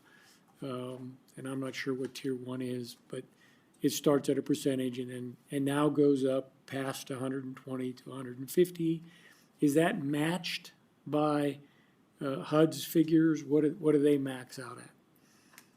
Steve Acroft for the record. So typically HUD does, as I mentioned earlier, about up to 80%. So basically, to get the math, if you wanted to get 100% of AMI, they would publish a 50% figure. You just double that. A 60% figure or a 50% figure, you triple that to get to the 150%, if that makes sense. So help me out with the tiers again, so I understand it, hear it again, right? I've heard it before. So if you're at the tier 1, what's the level on that one, the income amount? Christine Hess for the record. So tier 1 would be 0 to 30% of area median income. So if a person's making 30%, so what is he eligible for? So how is a tier 1, what does he get? My understanding, for instance, you have low-income housing is generally HUD subsidized housing, right? So the person that's getting the HUD funding, they pay, they have a lower rent, you have to qualify for it, you can't make more than this amount, and we give you the lower rent. But the owner or the person doing that is then made whole up to market rate by HUD. So how does that work when it's not low-income housing and you're getting into these other tiers? What is the state doing? I qualify, I make 80% of the median income. How much is my rent going to be? How is that landlord, who's now giving me a lower rent rate because I only make this much money, what are the processes where that person is made up to market rate? Because they're not going to do it otherwise. And I know we have low-income housing tax credits and a bunch of other schemes. You have a bunch of, schemes is not the right word, a bunch of other plans. A bunch of other ways to do some stuff. Cities and counties are giving waivers on hookup fees and various things to try to incentivize a developer to build this type of housing, usually multifamily, on that. So how does that part of it work? How does the person get back up to market rate that's building this? Christine Hess for the record. Thank you so much for the question. And this is actually the really exciting part. So defining these tiers in statute is really a helpful measure.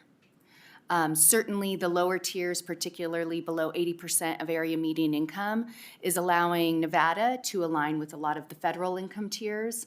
I like to say this, right? Market rate developers do not build affordable housing, right? That's why we have affordable housing incentives and programs. Affordable housing developers do not build below 30% area median income housing because it does not pencil.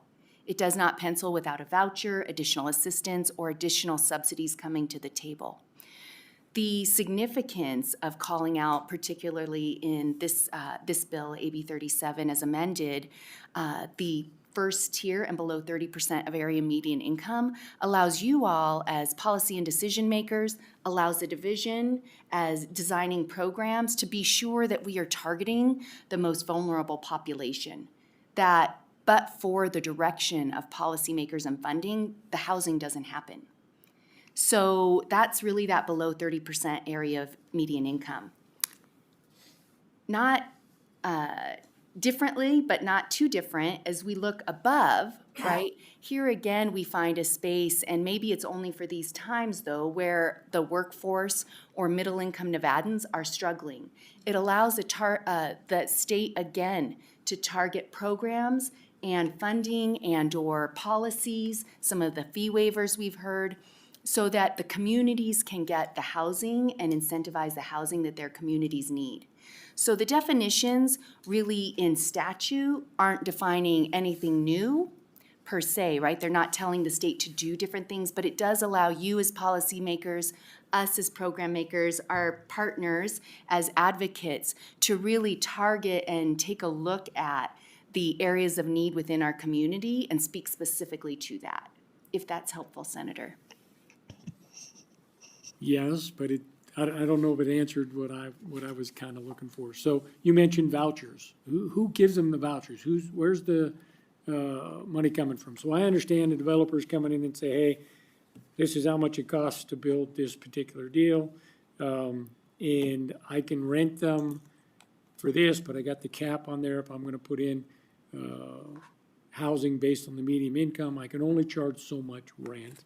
But it doesn't pencil unless I can say, well, I can lower the cost of my construction because I got a waiver on a fee. So I can build that in and I can sustain that for a certain period of time. Or am I getting a subsidy from HUD like that?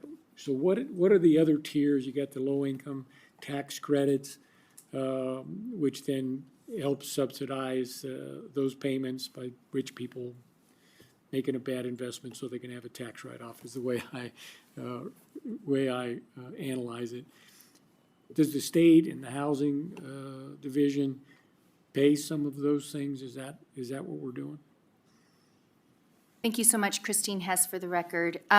So the state does not have vouchers. We do not have a state voucher system. The housing vouchers that go out to residents flow through the housing authorities in the state. We have the Reno Housing Authority up north, Nevada Rural Housing, of course, covering the rural communities, and we have Southern Nevada Regional Housing Authority. Those three entities in the state are managing the vouchers provided through the federal government.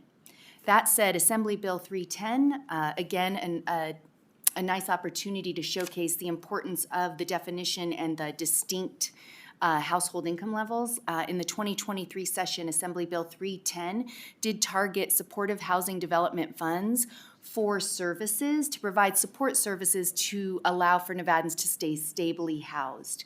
So not a voucher system. That said, in addition to support services, Assembly Bill 310 did also allow for operations if it's coming alongside support services. So in a sense, providing some rental assistance temporarily to keep people on their feet alongside of the support services to keep them stably housed. So that's an example where the division has some programming. Additionally, we support our communities with emergency rental assistance and things like that, and they may be also targeting lower income populations depending on what their communities need. And I think that was the part that I was looking for and forgot where you said you're managing otherwise federal money. So the renter, the person who's qualifying for this, he never sees any of that transaction. That's between you and the developer who developed it, who's letting the renter live there for a less than market rent based on all the criteria and various things. And then the voucher is paying that guy, subsidize him, in addition to whatever things he could have gotten for low-income tax credits or waivers of various fees, however that lasts. So the next question, so I think I kind of understand that. We'll get to the other tiers higher and how that works in a minute. So the other question is, so I understand like with HUD housing, and they give you that, I mean, it's got to be low-income housing basically forever. HUD puts their thumb on you and you can't do too much. It's got to be low-income housing, and otherwise they're doing that. So under these scenarios, when the developer develops it, how long does he have to maintain it as this whatever tier he's qualifying for? And he may have mixed uses within one facility. how long does he have to maintain it on that? As long as there's money available, or is there a time frame that it has to be maintained at that level of income, of housing? Steve Acroft for the record. So typically in the low-income housing tax credit program, there's a 30-year affordability period. Now, there is what's called a qualified contract process. If you want to look at it like an escape hatch, at 15 years, they potentially could actually leave the affordability period. In order to get tax credits in the state of Nevada, developers have to waive that right to exit at year 15. So all of our affordable projects that get approved by the Board of Finance and bond financing are affordable for a 30-year period. With our 9% program, which is done through a different tax allocation program, but the division still has purview over it, we provide, it's a competitive program, and we give extra points, if you will, in the scoring system for extended periods of affordability. And so most of the 9% programs, which have deeper targeting into that 30%, 40%, 50% area median income, it's a smaller program, but it's targeted, are for 50 years. They can extend if they choose to? Yes. From past the 30 years and Steve Acroft for the record, yes. assuming there's money to provide the assistance.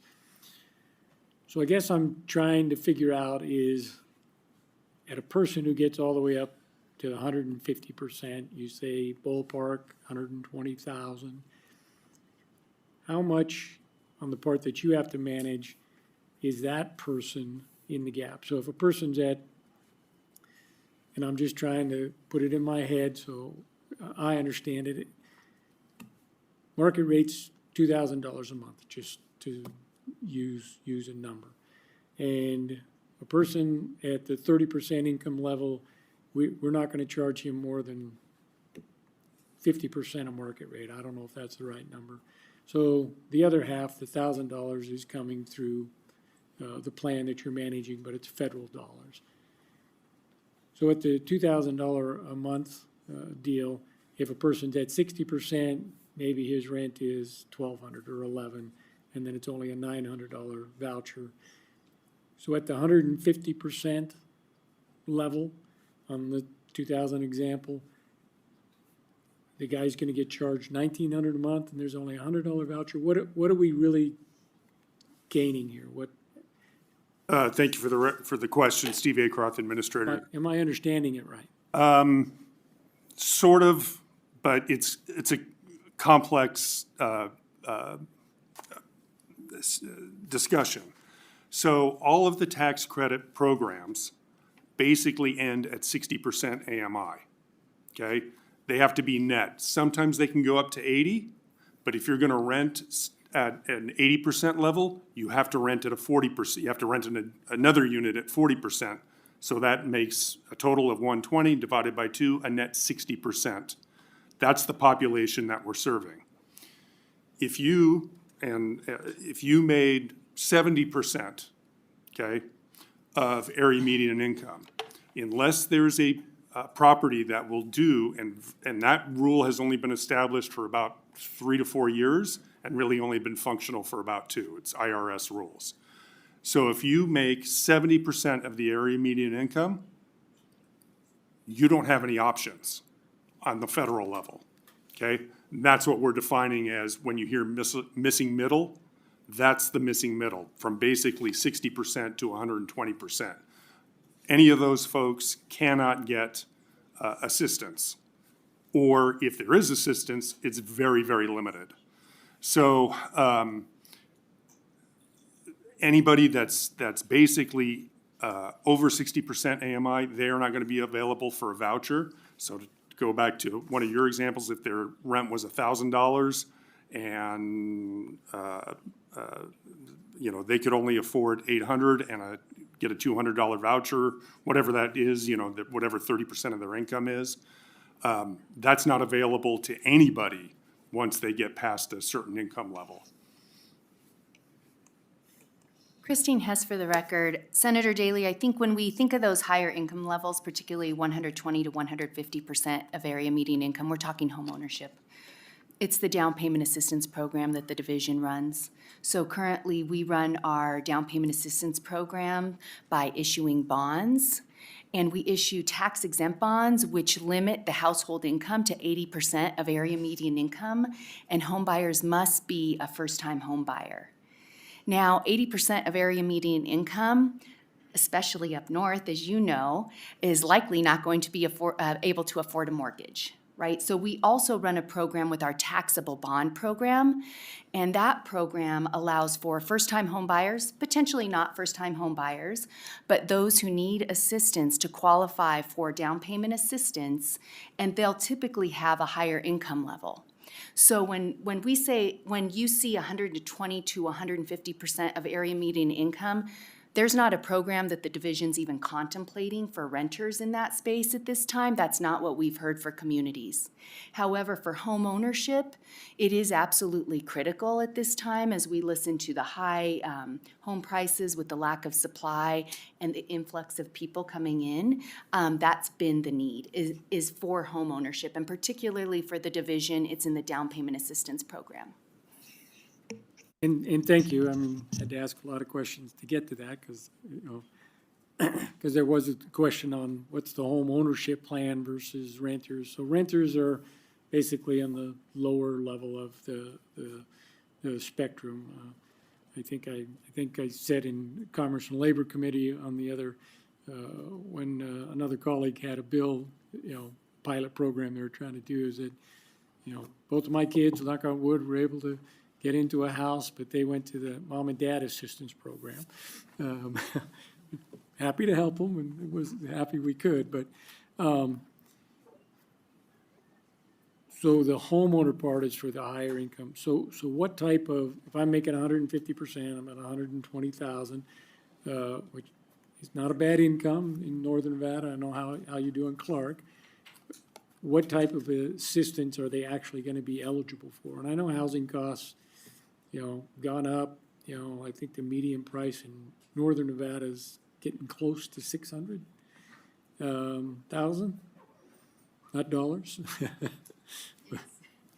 Steve Acroft for the record. So there's a couple of different programs that are established within that range, but basically it is a down payment assistance program.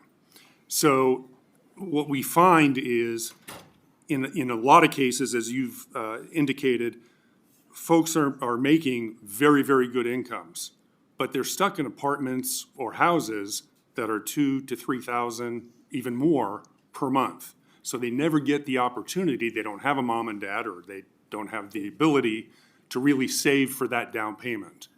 So that's. Mom and dad might be in that 60%. Well, they could be. They could be also. But the reality is, you make that kind of income, chances are you have a pretty good credit score, and you can go into the private market. But a lot of private market mortgage lenders don't offer down payment assistance. That's where the division comes in, providing that potential down payment assistance and then getting them so they can become homeowners and get out of that $2,000 to $3,000 apartment and into something that basically where a mortgage would be roughly that same amount, but now they have home ownership. Christine Hess for the record. So the down payment assistance is actually provided as subordinate, zero interest, no payments, only due upon sale or refi. The homeowner's able to, if first-time home buyers, our program is 2% and 4% that they can fold into their program, or 3% and 5% for the other program. I call it the taxable bond program, but it's HIP, Home is Possible program. 3 or 5% of The down payment assistance. Of the sale price. Yes, excuse me, yes, of the sale price. Because I know if you're not the FHA, but if you just go with the standard loan, if you're first time, they give you a 5% deal, but then you have to have the mortgage insurance, and otherwise they're wanting 20%. I mean, it's a lot. Yes, thank you. So does that money also come from the feds? the down payment assistance? Christine Hess, for the record, know that those funds, that down payment assistance comes through the bond program, but again, it's actually part of almost a second mortgage, if you will, for the homeowners, that again is just no payments, no interest, and is just due upon sale or refinance. So it doesn't come from the federal government. The Home Means Nevada initiative program that utilized the ARPA funds, in that case, the state, through Home Means Nevada initiative, provided a $15,000 down payment assistance grant or forgivable loan that is prorated for 3 years. So for example, if the homeowner is in their home after 1 year, they sell or they refinance, that homeowner would pay back $10,000 with their sale. And so forth for 3 years, and then at the end of 3 years, whatever they do with their home, it's forgiven. So that's an example of where the state provided funding through the American Rescue Plan Act, state and local fiscal recovery funds for down payment assistance. While it lasts. Yes. Now, when you say, last question, Mr. Chair, if I can. So when you say through the bond program, so the state issues bonds, how's that work? So where's the money coming from to pay the bondholders? Christine Hess, for the record, a really great topic again to get into. But the Housing Division actually issues bonds and is allowed to issue bonds. So we currently have a single-family program that, but for the bonds, would not exist.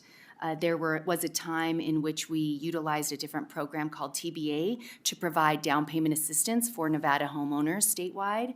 We now issue bonds. Our bond program's just about $500 million on an annual basis, and those are secured by the mortgages, which are also secured with their government-backed mortgages. So it's a very safe investment for the division and the state. We are also rated by S&P, Standard & Poor's, so the division's bond rating is a AA bond rating. Our issuances, so far that I've been with the division, almost 2 years, have always been a AA+. Understanding that correctly is we're not selling bonds, we're buying bonds. And then, no? Okay. How are you paying the bonds back? The bonds are paid back as the mortgages are paid back. Very good. Christine Hess, That for the was it, record, I'm Mr. Chair. sorry. I think I captured everything I was looking for, so. We appreciate that, Senator. Members, any additional questions? I do, but I'd like to get a number where I could call you guys. I've got some concerns on minerals and stuff like this. And Senator Ellison, I know your microphone is off. Sorry, I just said I would take it offline and talk to him because I've got some questions. I know some rentals that 100% rentals. They don't pay a dime. And I got a problem with that because it's coming out of somebody's pocket and it's usually the taxpayers. So I'd like to get with you on them, but right now it's went on so long. Okay, thank you. Appreciate that, Senator, and we'll be more than happy to meet with you. Vice Chair, please. Thank you, Chair. And Senator Ellison actually spurred a question in my mind with the discussion with Senator Daly of the loans you provide for mortgages. What is or do you know the rate of actually able to pay that off, that property, versus defaulting or not succeeding? I wonder if you have that information. If not, maybe I can get it later. Christine Hess, for the record, and it's very, very low, any delinquency rate, but as opposed to at this hour and with lots of numbers in the head, I'd prefer to get back to the committee, and I can absolutely give that to you. It's data we produce for our rating agency as well. Whenever you have time. Thank you. Thank you. Members, any additional questions? Seeing none, I want to thank you all three for walking us through the bill and for walking through some of those questions.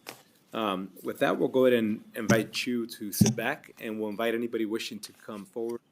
Board of Assembly Bill 37, either in Carson City or Las Vegas. We have nobody in Las Vegas, but we do have some folk here in Carson City. Good evening and welcome. Good evening, Honorable Chair and Committee. For the record, my name is Wendy Colborn. I represent the Building and Construction Trades Council of Northern Nevada. We are not only representing the workers who build a lot of this housing, we are also an affordable housing developer building affordable housing in meaningful quantities up here in Northern Nevada. And we strongly support this bill and encourage you to do so also. Thank you. Thank you for joining us. Good afternoon. Good evening.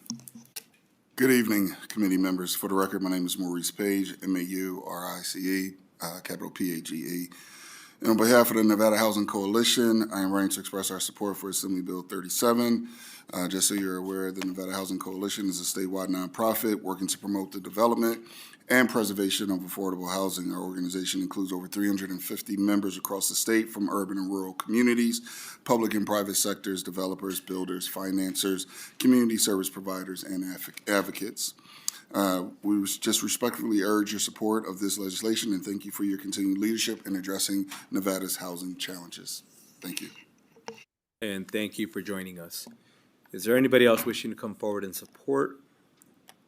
Ms. Joanna, I think you had messaged us? No? Understood that? I thought you were signaling us. We'll go to those wishing to testify in support over the phone for Assembly Bill 37. If you would like to testify in support of Assembly Bill 37, please press star 9 now.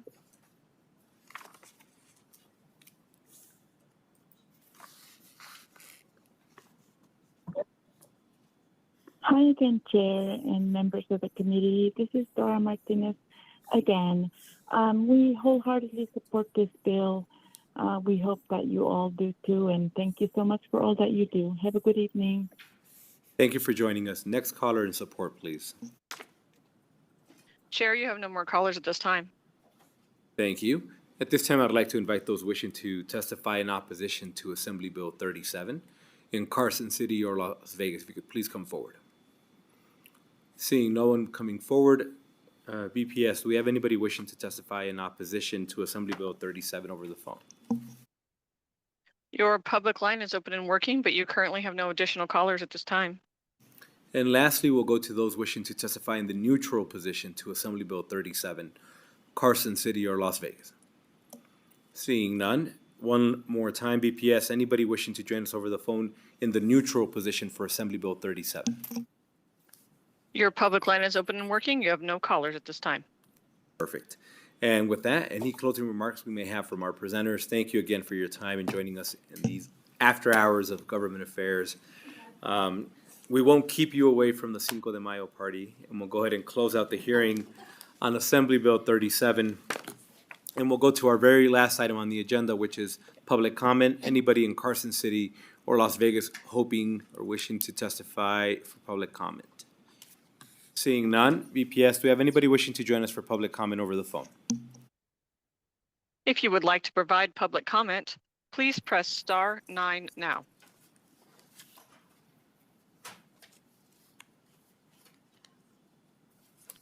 Chair, you have no callers wishing to provide comment at this time. Thank you. Members, I know that we are into the late hours. Please anticipate Wednesday, Friday, and the week after that being very similar to what we experienced today in the interest of trying to get all those bills heard. And I do want to remind everybody that there really is a Cinco de Mayo party that I know a lot of folk worked really hard on organizing. It's happening across the street as we speak. There's free food, music. Everybody's encouraged to go, and it's open to everyone. With that, this meeting's adjourned, and thank you all for your help. Thank you, Mr. Chair.